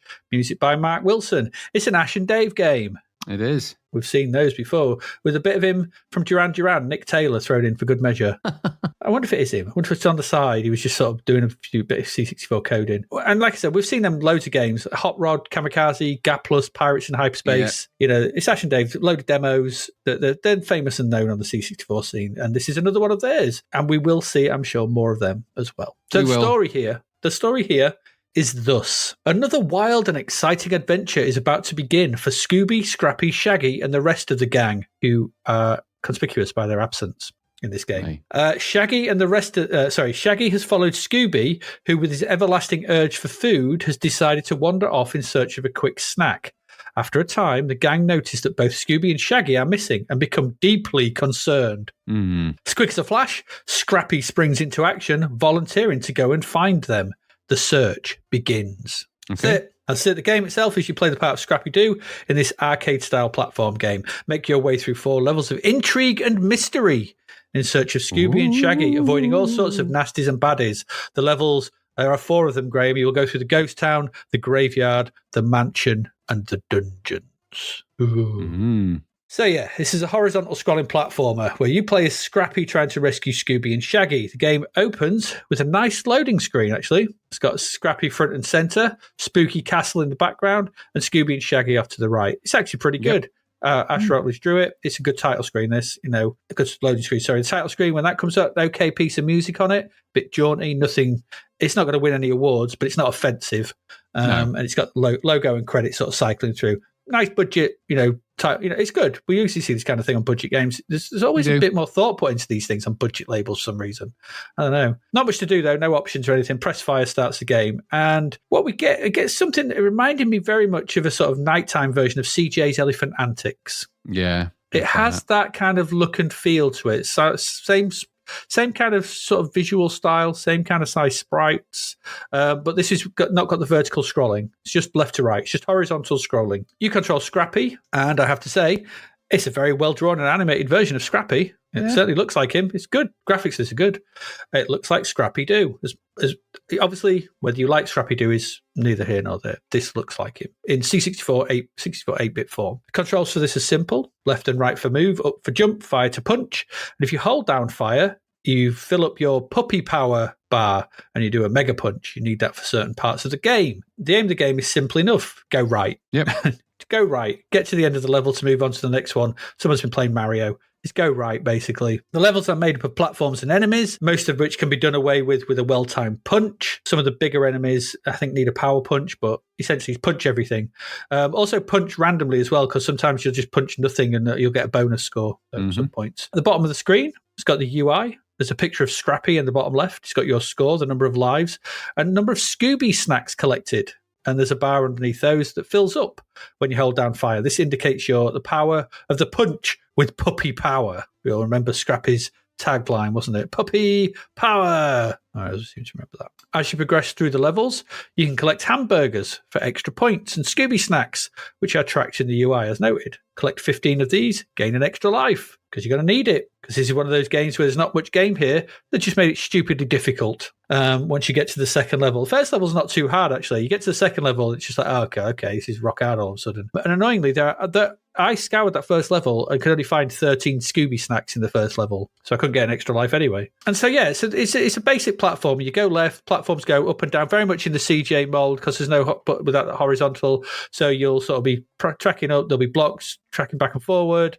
It's level design. Yeah, it is what it is. You'll drop down sort of little blocks, go through thingies. You'll have monsters to come on. You punch them, stuff like that. Oddly, and other levels kind of follow that, apart from one. I'll come to that in a little bit. So oddly, in between levels 1 and 2 and 3 and 4, you get an interstitial of Scooby and Shaggy running away from a ghost for some reason. It's quite weird. It's impressive, though. I mean, it's big, and they look like Scooby and Shaggy running away from a ghost. But, it's just kind of there. For some reason, it's just kind of popped up. I was like, oh, okay. You press fire and you carry on to the next level. So the game's also a multi-load. Levels 1 and 2 are one load. Levels 3 and 4 are the other. And that's why I think he's got that interstitial in between those two levels. You don't get it between 2 and 3. And it's an end screen as well. If you get to the end where you are reunited with Shaggy and Scooby, which that's another load. So yeah, and that's about it. The levels kind of follow the same pattern. You go to the right. There's platforms, sort of tight platforms. It's tight platforming. There's not a lot of space. You can jump up. Some platforms you can jump through, some you can't. There are the usual type of things you can do. There's moving platforms. Now, you've also got to use your puppy power at certain points.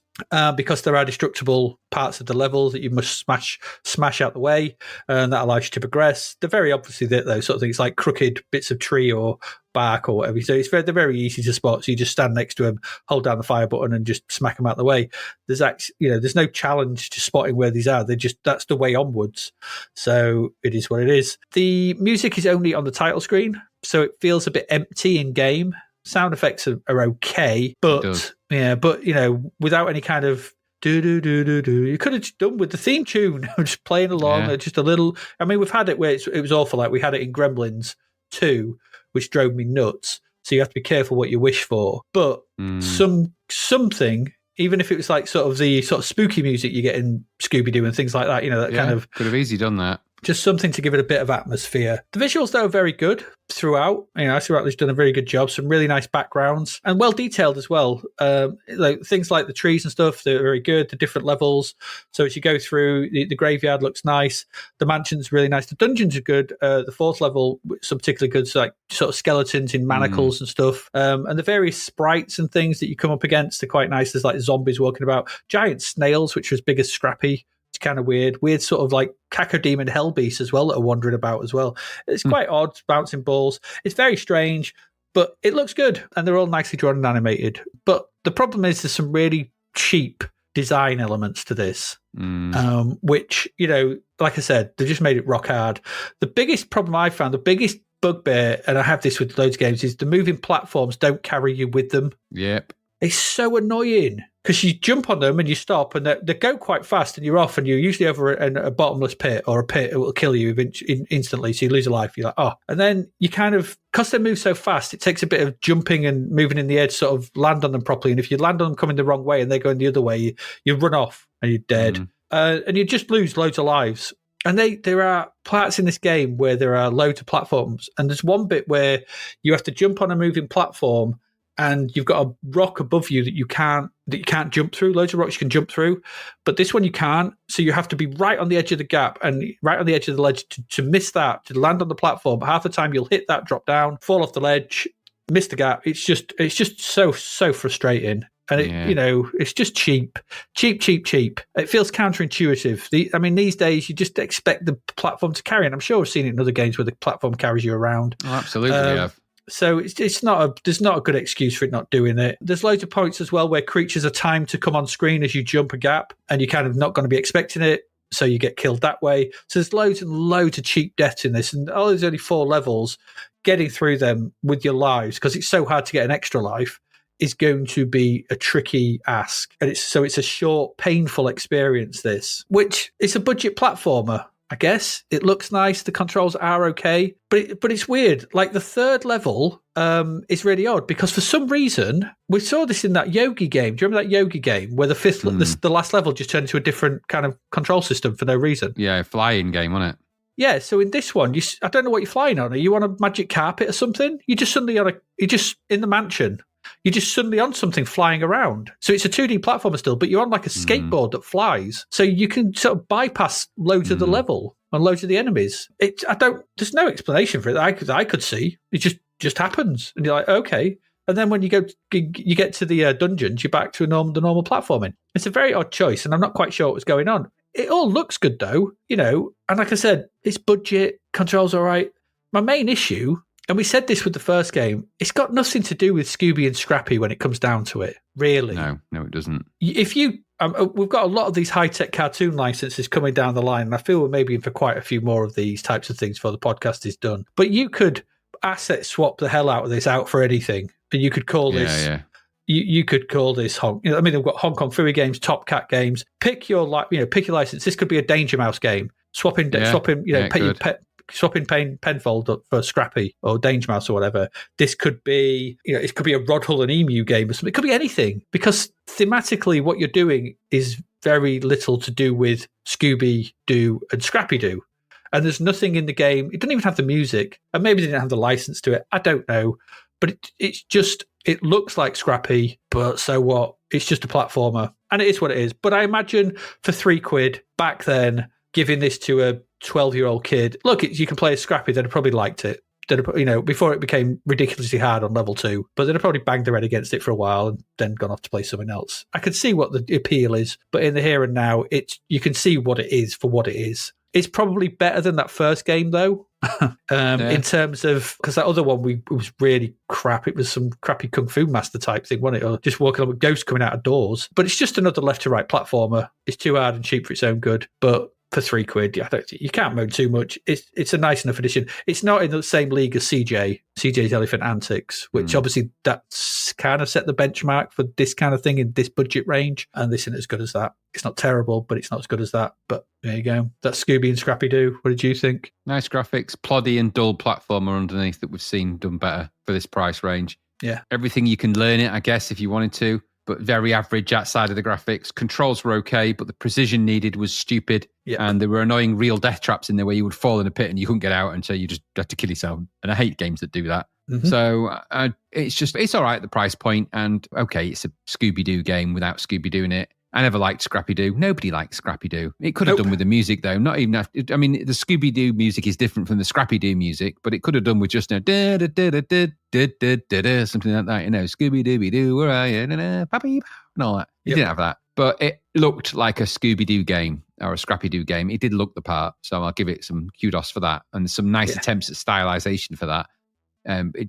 That's all it leaned on. The rest of it was just a very by-the-numbers platform. It wasn't very exciting and just got ridiculously hard at times. So it's £3 worth of Scooby-Doo, and that's what it buys you. And for £3, it adds some nice production in terms of the graphics were very well done. Other than that, it wasn't really much holding me to it. So there you go. It's a competent budget platformer with very little to do with the actual stuff that it's supposed to be based on. It's like, put the graphics in, and that's it. Yeah, there you go. Scooby-Doo and Scrappy-Doo. It's a bit scrappy, but there you go. Let's move on to our next game.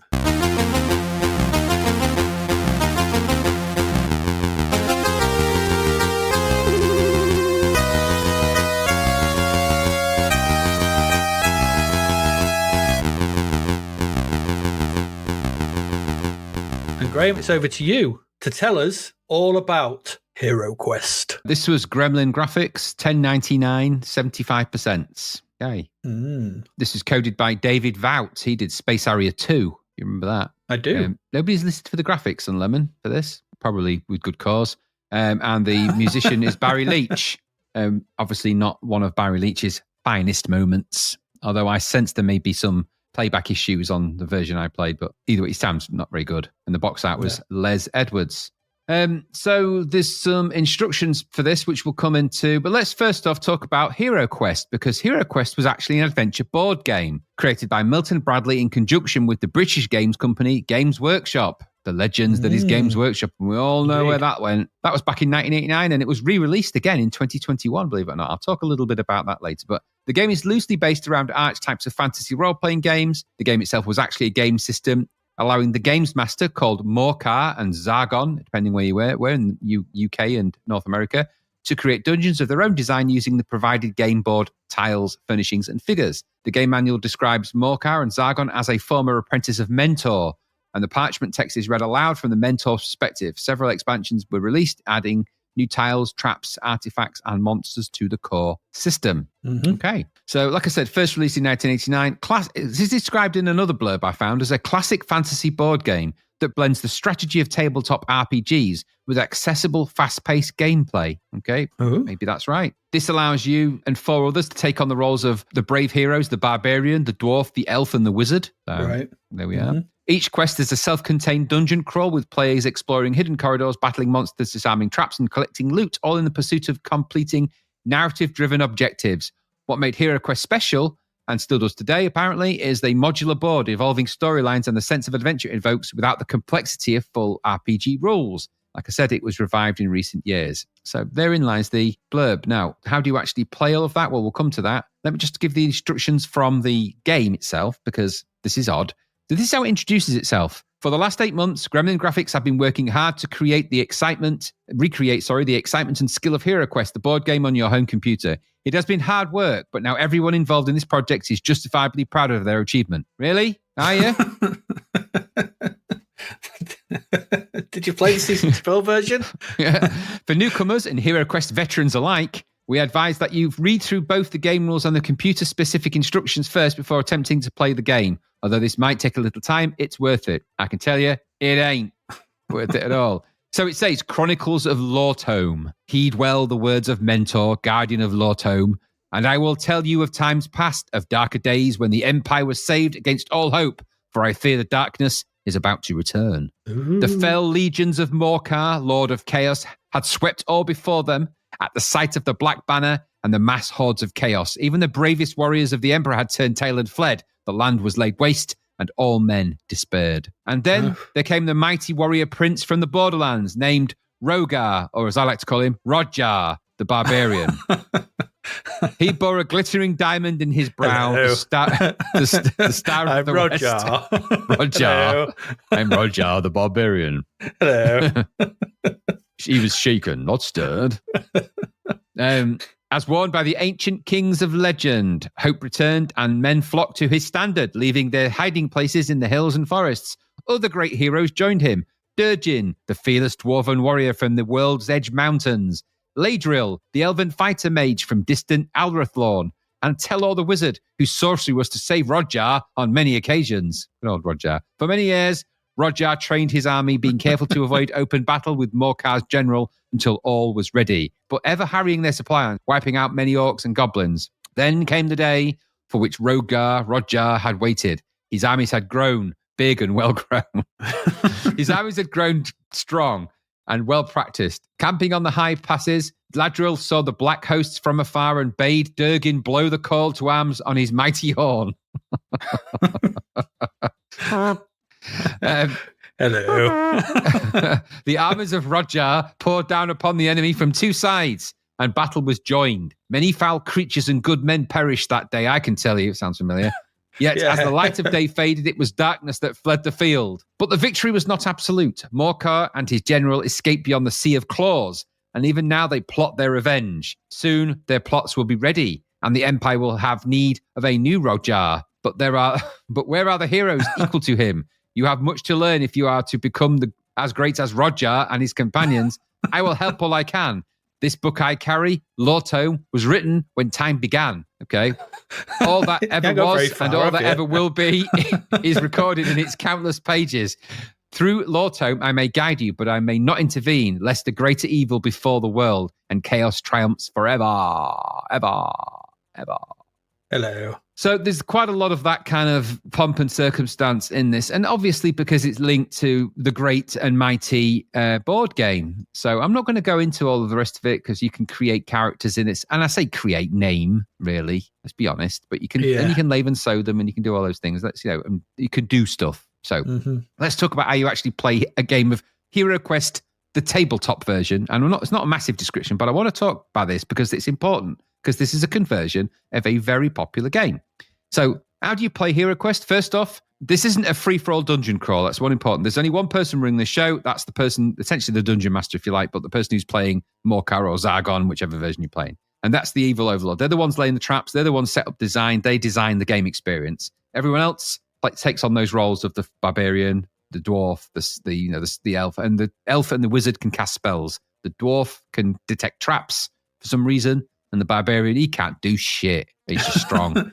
The game's played on a modular board that starts off completely hidden. As the heroes move and open doors, new parts of the dungeon are revealed. That's rooms, corridors, enemies, plenty of surprises. Movement's pretty simple. Roll 2 red dice and move that many spaces. But it's not a race. You've got to be strategic. Who opens the next door? Who searches for traps? Who's taking point? It's all about teamwork in this. Now, combat is dice-based and very tactile. Important note, very tactile. You've got custom combat dice with skulls for hits and shields for defense. Each hero and monster has their own stats for attack, defense, health, and a bit of mental fortitude, especially important for magic users. Speaking of magic, the elf and wizard get spell cards grouped into elemental things like fire, water, air, and earth. These can heal, block, movement, steal damage, all sorts. But you can only get to cast a spell once per quest, which seems really weak, but the timing is crucial. Most quests are pretty straightforward. Defeat the boss, recover the treasure, or escape the dungeon. But there's always a twist, hidden traps, wandering monsters, cursed artifacts. You get the idea. And the best part of all, it's not just a one-off. Heroquest is built as a campaign with heroes leveling up, buying better gear between quests and growing stronger, which is a really nice touch for this. It's a bit like a diet version of Dungeons & Dragons, I suppose, in a sort of an easy way. Fast turns, clear rules, strong dose of one more room syndrome. Whether you're brand new or diving back into these kind of tips, it was always a classic dungeon crawling adventure. Monsters, magic, and mayhem. What's not to like about that? That's the tabletop. That's how you played it. Good fun, that. It was good fun. Okay. I used to like it. Let's shift from the tabletop to the Commodore 64 version then, shall we? This version aimed to capture the essence of the board game, but with a distinct turn-based isometric video game flavour to it. All of those choices were a mistake. The setup's familiar. You control all the 4 heroes, as I said before, barbarian, dwarf, elf, and wizard. You can play solo here, though, of course, switching between them, or you could pass the controller and the keys, I guess, from the left-hand side. The game starts with its weird soundtrack and some flicky menus with hard-to-read text on light blue. Idiots do that. Idiots, Adrian. Yeah.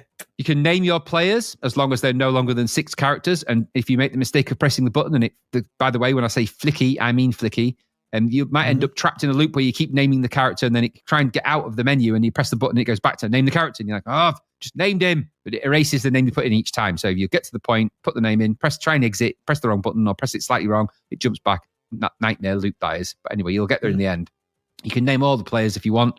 As long as it's no longer than 6 characters. And then you can also load and save the characters here. Don't do that, though. Don't. No. Choose your adventure, then, from anyone. There's actually quite a big list of them. So you've got the maze, the rescue of Sir Ragwar, Lair of the Orc Warlord, Prince Magnus's Gold, Nellar's Maze, Legacy of the Orc Warlord, the Stone Hunter, the Fire Mage, Rage Against the Machine. No, I'm joking. That's Race Against Time. Castle of Mystery, Bastion of Chaos, Barak Tor, which sounds interesting. Quest for the Spirit Blade and Return to Barak Tor. So those are the quests you can select. They are the same as that are in the board game, I have to say. And then when you select one, I selected Maze, for example, then you get the description of what you've got to do. This is what normally would be read out from the book in the board game. So you get in this.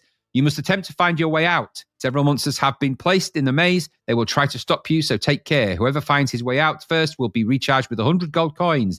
This may be used to buy equipment for the adventures to come. Come. All right, okay, pretty straightforward. So you choose your adventure, and then things went brownhill. Sorry, did I say I meant downhill? Quite quickly. C64 has a different layout to all the other versions, and so the UI is two rows of hard-to-read type at the top of the screen. This details the current character in play, your number of moves, your body and mind scores, the amount of gold you have, and your name. Obviously, when you move between characters, it changes. Under this is the isometric book with the room you occupy on the top and some other controls placed around the book's sides, representing clickable things that you can do. When it starts, you'll think an alarm is going off. Don't worry, though. It's just the sound of the dice roll. The sound's so shrill and annoying that pigeons outside my window started pecking each other to death rather than continually hear that, because it's at the beginning of every turn of every player. Board players, just multiply your frustration back by a factor of 1 billion.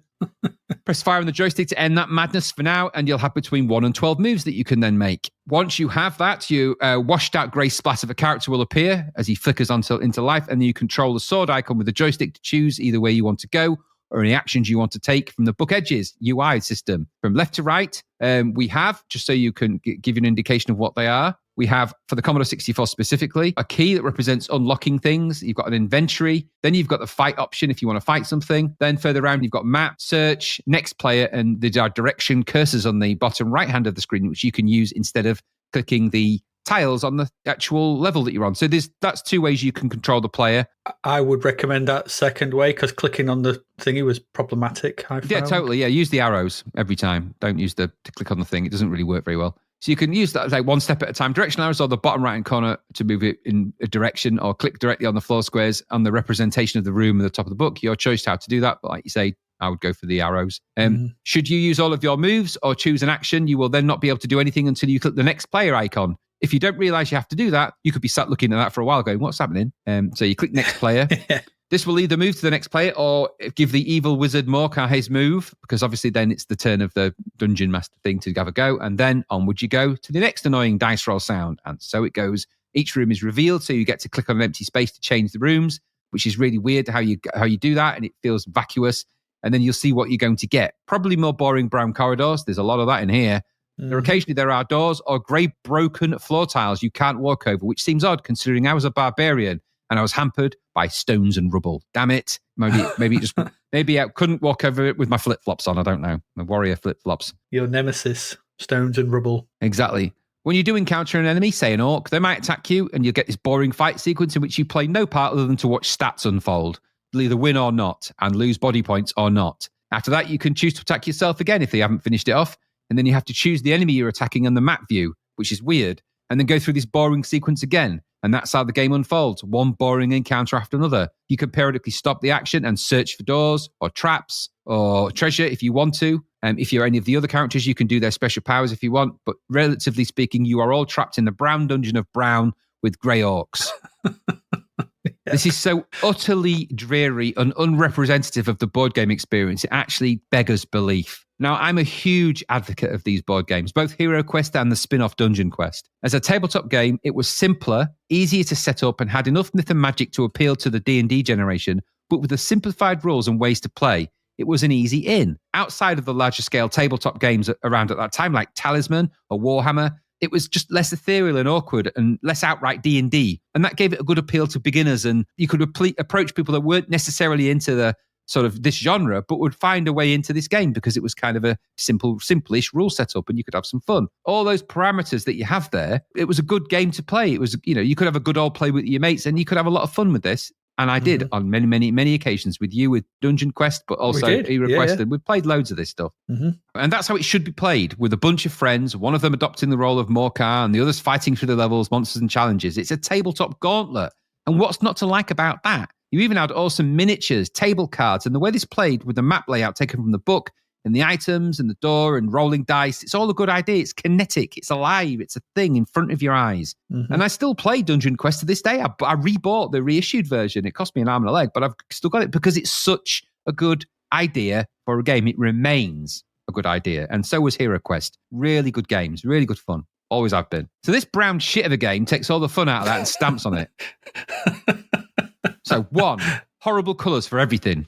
2, it's hard to read the text in it because of the horrible colours for everything. 3, crappy sounds and music. 4, horrible controls that seem both unintuitive and unresponsive in equal measure, which is quite the achievement. That is, yeah. 5, dice rolls but no dice and an annoying noise that will make pigeons want to kill each other. 6, boring room designs with too much brown and grey and where nothing happens in total silence. 7, empty stack combats with no sounds or actions. 8, checking for traps, doors or treasure leaves you with 3 things to actually do, and all of them do pretty much nothing all the time. 9, no sense of progression or purpose. You're just wandering in and out of rooms that have no connected purpose. The only view of the connection of the rooms is via the map. But you need to see the whole map unveil itself before your eyes. That's the reason why it works on a tabletop. That's the purpose of it. So you can start to see the map unveil itself. That's the really appealing aspect of having a map view. If you just have room by room view, can you imagine if you play Dungeon Quest, take away all the tabletop and all of the map and all of the grid, and you just turn over one tile and you go, right, you're in that room. What's the next room? Take that tile away, put another tile down. You'd be like, this is boring playing it like that. And that's exactly what this is. A one room at a time version of a game that requires you to see more than one room. It's stupid. So the slow movement of everything then as number 10 tops it off. It makes a game that isn't ploddy, really ploddy and methodical and dull. It's robotronic. This game is an active game of participation with movement and action and things happening. It's not just click, one step, click, one step. Is there a door there? I don't know. Maybe. Go through that. And then just to get this brown turd of a corridor. And you're like, oh, not more brown corridors. I didn't want this. Why on earth would anyone, anybody, whether the Gremlins spent 8 months creating this fiasco, why would anyone want to play this instead of the physical board game? It just defies belief. This offers nothing other than the novelty of not having to have someone be the evil wizard and not having to calculate dice rolls for combat, which, by the way, is a key appeal of these games in the first place. One of the great things about it is that you have to do the dice rolls and who's figure those little things out. So you end up with something that cost about a third of the price of the tabletop game, but also add to that the cost of the C64, etc. Yes, you can play single player, and that is something you wouldn't do with the tabletop version, at least in this. You can in Dungeon Quest, but you can't with Heroquest. But that is the only thing, and it manages to remove all the fun, excitement, and action of a game so that you're left with literally wandering around some brown rooms doing all.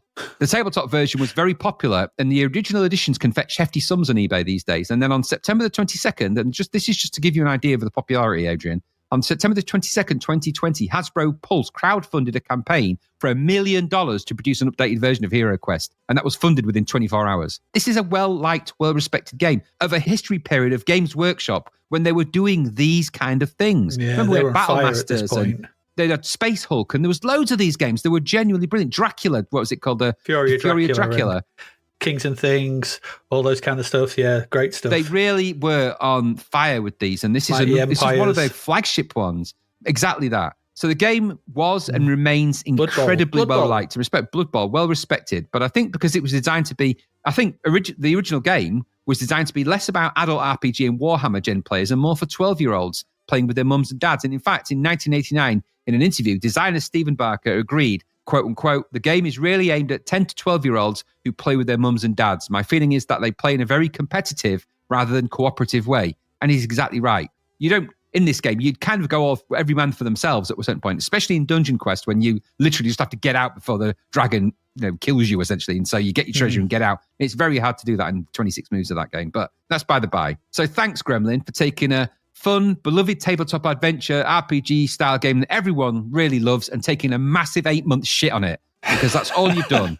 This is so shit, it annoyed me and it made me angry that Gremlin have once again taken a license that I hold with high regard, that is well respected and appeals directly to my miniature painter and child self and teenage self for all of the many times and hours I put into these kind of games. To take a massive dump on that is unforgivable. So I don't want this. Nobody wanted this. The other versions hopefully, maybe graphically better, but just get the tabletop and play that and just pretend this never happened, because it is a piece of shit. What did you think? I think. Well, I didn't like it, but I'm not quite sure I didn't like it as much. I think you disliked it more than I did, but I didn't like this. Brown. It's so brown. Oh, a bit of grey. It's so brown and grey. It's what's interesting about this. It seems to be the game I remember, but once again, as we've said loads of times before, you remove all the social fun of the board game, you're left with that hollow shell of an experience. So coming at it from that angle, but it's ugly as well, really ugly. Yeah. The main sprites are not very well drawn. The enemies don't look like orcs. The isometric view doesn't look very good. The map and menu screens are really basically designed. The font is ugly. The colours choices are bad. There seems to be very little effort here to make this look actually nice in any way. 8 months, remember? 8 months. Well, 8 months, but at no point did anyone go, it looks really ugly. It's ugly and ill-conceived. The font, as I said, is unpleasant. CJ's Elephant Antics took 6 months. I know. It's also grey and brown and quiet. Why is there no music? Yeah. You could have lifted this considerably with something like what we heard in Spike in Transylvania, Master of Magic. That kind of tune here would have just burbling along in the background just to give a bit of thing. Because if you add some atmosphere, all right, if you're going to do this kind of thing in a digital version, then you need to approach this right. What do we bring to the experience? So what do we bring to the experience of this? If we've got the board game works fine, but this is the digital version, what can we add? Well, you can add music, atmosphere, sound effects, all those kind of cool bits and bobs you can sort of put on top, and that will make it its own thing and add to the experience. You're going to lose some of it, but it's don't do any of that. In fact, what it does is it makes it dull and brown, which is no one wanted that. I mean, my last comment on this is a shit Yorkshire pudding of a game. It is. It is really bad. It's bad and bad every way. And it's bad because it tears apart something that is so good. Yeah. And just takes everything out of that makes it really good. And just what you're left with is just this nothing. I can't forgive it. I can't, because I love all of those games. They're a passion of mine. And when I look back, I think, my first forays into miniature painting and experience in miniatures, it's probably on the back of some of these games, if not obviously before that, but really getting into them. These games were my in, because, I didn't have enough, time and effort, and I certainly didn't have the bank account to be able to play Warhammer. So these were an in. Because we used to paint these stuff together. So yeah, I know, it's annoying. It's like, I was thinking about it, like if you think about the C64, and there's been quite a lot of board games translated into the onto the C64. The best one I could sort of think of was that Trivial Pursuit one, and that Trivial Pursuit one did stuff by embracing what the medium could bring to it. Like, you had musical questions like, "What's this tune?" Yes. You can't do that in the game, but the digital version can do those kind of things, and add some extra bits. Well, animations and life. Yeah, exactly. It's got animations and stuff that obviously can't add, but the crap, and they don't do anything. And the isometric view is a poor choice. I don't know why they've done it like this. I don't know. Nope. Oh, well, here we go. Heroquest. I was expecting something good. Yeah, no. Unfortunately, not. Just all brown. But didn't get it. Here we go. Let's move on to our last game this week. We still have one more to do. And that, this is so odd, this game. That is the Power. This is the Power. Okay. And C64 World's gone puzzle mad for some reason. Yeah, that's a bit. We seem to be playing loads of them. Because here we are. You've got another single screen puzzle game to get our noggins working. This is the Power. This is another game from Demonware. We saw them at the start of the show. We've got them at the end of the show. 2 similar style puzzle games in 1 month. Both £11.22. Why would you release that? Why would you do that? Talk about oversaturating the market. True. Spread them out. Anyway, this was developed by Ample. That's X-Ample Architectures. That's another album, isn't it? It's digital Enigma Variations, Example Architectures. It is a bit, yeah. There's just loads of them. And they release a lot of games around this time. We don't really look at any of them. I don't know who they are. They did Gordian's Tomb. They did. What I'd really heard of. This was coded by Joachim Fröder, because it was an A with an umlaut. I'm not sure I pronounce Fröder. Graphics by Michael Martin Dutert, and the music is by Thomas Dutert. They've worked on loads of games. Thomas Dutert did the music on Gordian's Tomb, didn't he? Which people like, but I don't think we're ever going to look at many of these games. They're not reviewed in Zapped, so. But they are very busy, these guys, at this time, by the looks of things.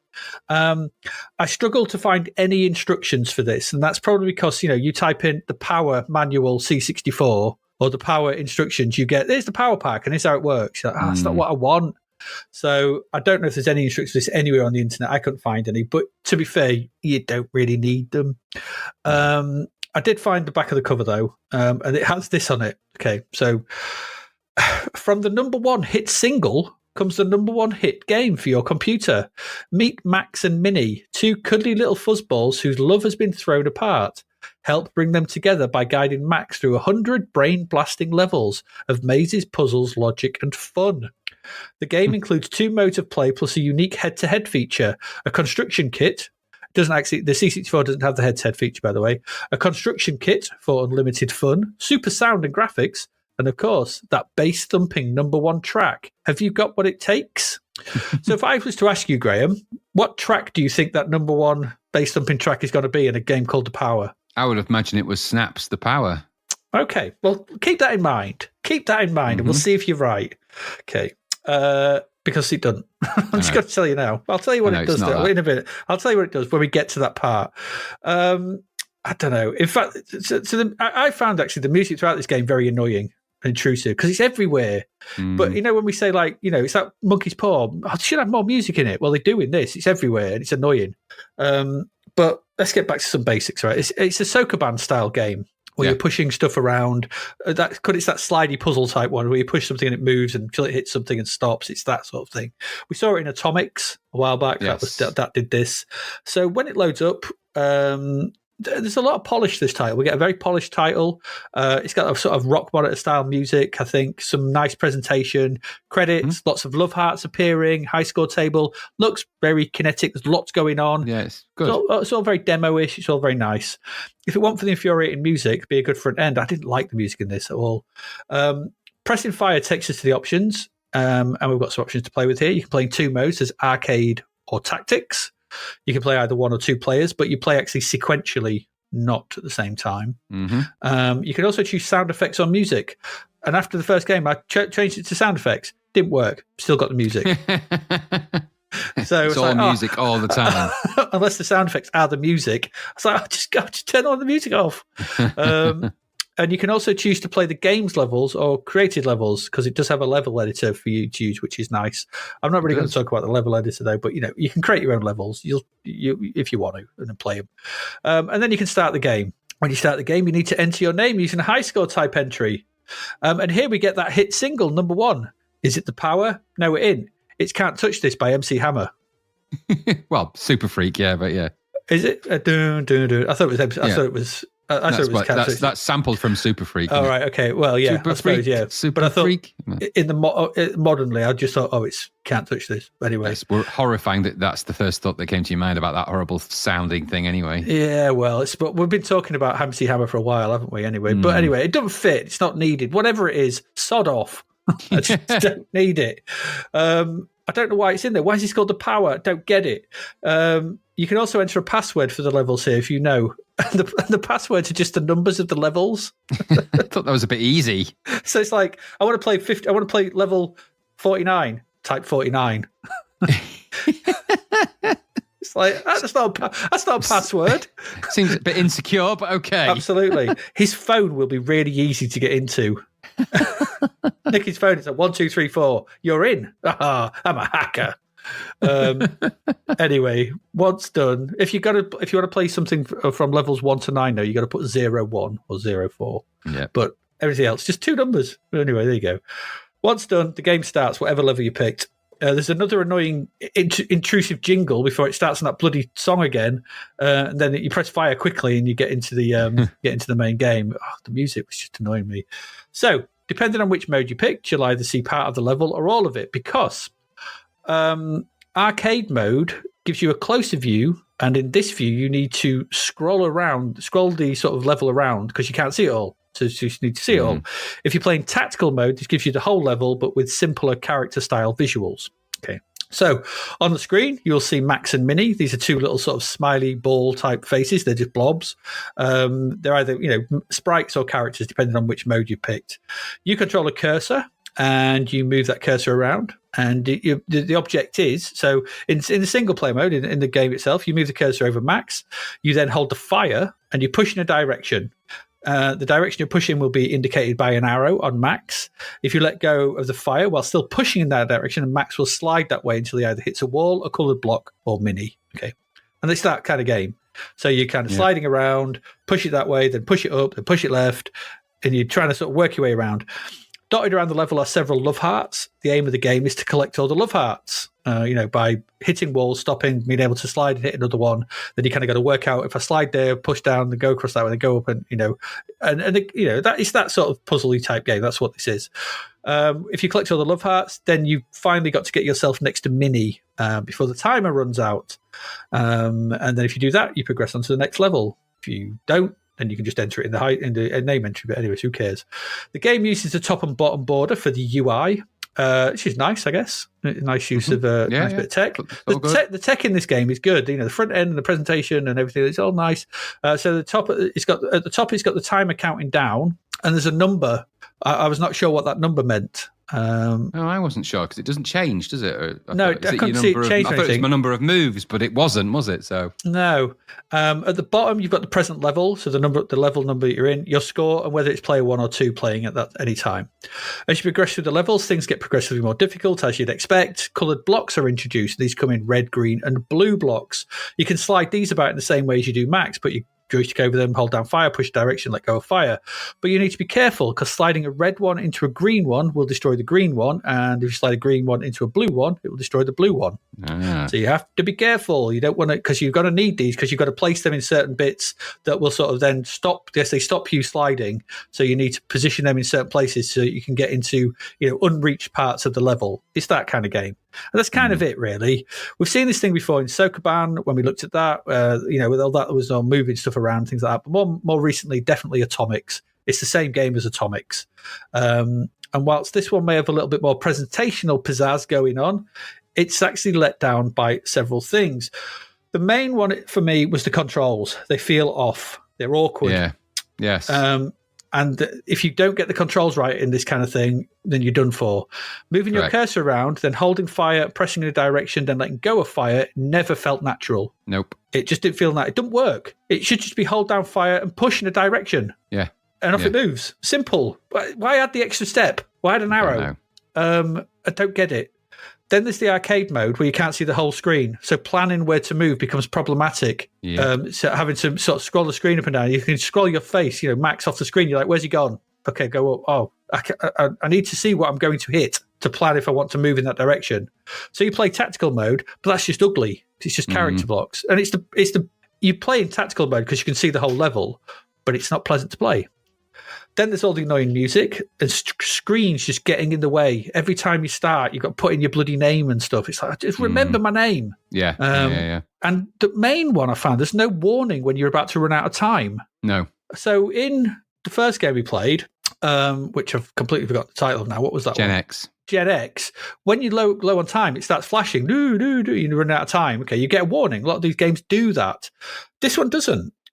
So quite a few occasions, somebody just run out of time because are you focused on the game world, not the timer? Okay, it just ends, and when it ends, it just boots you back to the title screen. It does, and and then you got to suffer the options and put in your name to bloody Super Freak or whatever it is again. Can't touch this. Start it. It's just I've got to listen to that again and put my name in again. Mm-hmm. It's very annoying. So these let the game down. It runs well. And, there are some decent screens to try and puzzle your way through it if you like this kind of slidey block thing, puzzly type thing. But the controls, lack of player feedback in certain areas, and the general over-presented nature of the game, it's just too much. It kept getting in the way of me playing the damn thing. And I found it, I just turned it off after a while because I was like, I'll go play Atomics because at least that was simpler and it was the same bloody thing.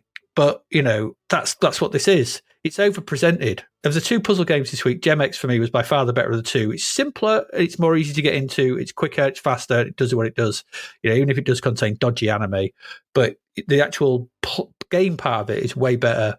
So whilst this is okay, I just found it annoying to spend time with after a while, and I turned it off. And, you don't want to be annoyed by games, really, but there's too much. There's presentation, and then there's too much, and this is too much, and there's too much in the way. And that arcade mode is stupid. I need to see the whole board. Yep. It's just ridiculous. And I didn't like the controls. So, what about you? Principally the same, really. It's not bad looking, okay. Played okay, but it did have those annoying controls in it, didn't it? And the annoying view problems in a game that really needs to not have those things.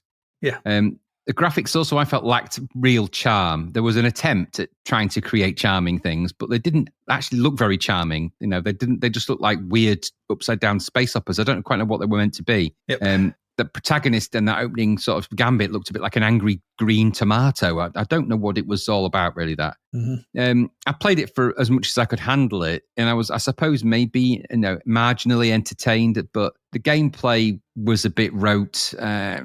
Just the controls were just too fiddly to really enjoy it. And then I thought the music was okay here and there, but there was a lot of it in your face, and that opening music was just god-awful. It was just awful. It's awful. Yep. So there are little bits of good stuff here and there. Its presentation style of having nice animated backgrounds with the bubble things. There's some nice tech touches in what was otherwise a game that just had been play tested by only those people who made it. And this hadn't been given. Yeah. This hadn't been handed over to a group of people who play tested and went, the controls are crap and you need to see the whole game space. Somebody should have said that to them, because without those two things, it makes a game that should be more fun just less fun than it needed to be. And ultimately, how many levels of that are you going to really go through? And by the way, when it gets to the multicolored blocks, it's just a frustrating thing. When you get to the point when you've got blocks off screen, it's almost painful to play like, because you've right, you got, not only have you got to scroll around, but you've got to remember where things are and where they're going to go, and who wants to do that? So, and in the end, I'm like, no, I'm not. I don't want to do this anymore. So I switched it off. And it's also expensive. This had budget price. It should have been a budget game all the way along. It might have got away with a bit more then, but more than full price. Nah, this was, they gave it a 3/4 good. I'd have said this is 50-50 all the way down. It's 50% good, 50% bad. So maybe even weighted slightly more in the bad, but no, I didn't enjoy it because of those things I've mentioned. So nope. Absolutely right. Just a bit like, just tone it down and chill out a bit. Yeah. Focus on getting the key things right, controls and views. Your fundamental things. Never mind all that pretty stuff. We said it about that. Was that other one the other week sort of thing where, was it loops where holding down fire and pushing left placed the block and pushing to the right changed it around and switched? It's like, it's wrong. It should be up and down. Yep, absolutely right. But yeah, so you get the controls wrong and it just, you're never going to get used to it. It felt weird. Because as soon as you let go of fire, your cursor moves after the block. You're like... Yeah, it chases after it, doesn't it? So you've got to immediately let go. It's like, I just got fed up of doing it. I sort of got the hang of it a little bit. Oh, I thought I did. Yeah, because like, no, I don't.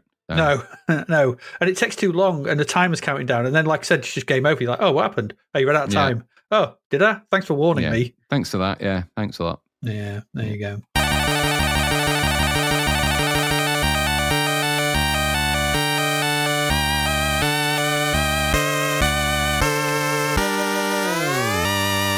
And that's it. That's it for this week. It is a week. It's a week of games. Yeah. I mean, Gem X, I liked more than you, but we both agreed on the anime had no place being there. No, it didn't need that. It just didn't need that in it. Extreme was nothing of the sort. Extremely boring, yeah. Yeah, absolutely. Scooby-Doo and Scrappy-Doo, a sort of competent, rock-hard budget platform that's got nothing to do with Scooby-Doo and Scrappy-Doo. Not really. Heroquest, which was an abomination. No, a brown abomination. Yeah, and the Power, super freak. I don't know. Yeah, for some reason. I don't get it. Maybe they couldn't get the, they put That's it in. Exactly why. Snap went, you're not putting that in there. Oh, no, we need some in, but we've written the back of the box. Anyway. Exactly that. Yeah, there we go. So not a great week. Not a great week, I have to say. July has not been good so far. What have we had? I mean, Exile, I suppose you liked more than I did, but Security Alert was all right. We're not... Gem X, we've had all right.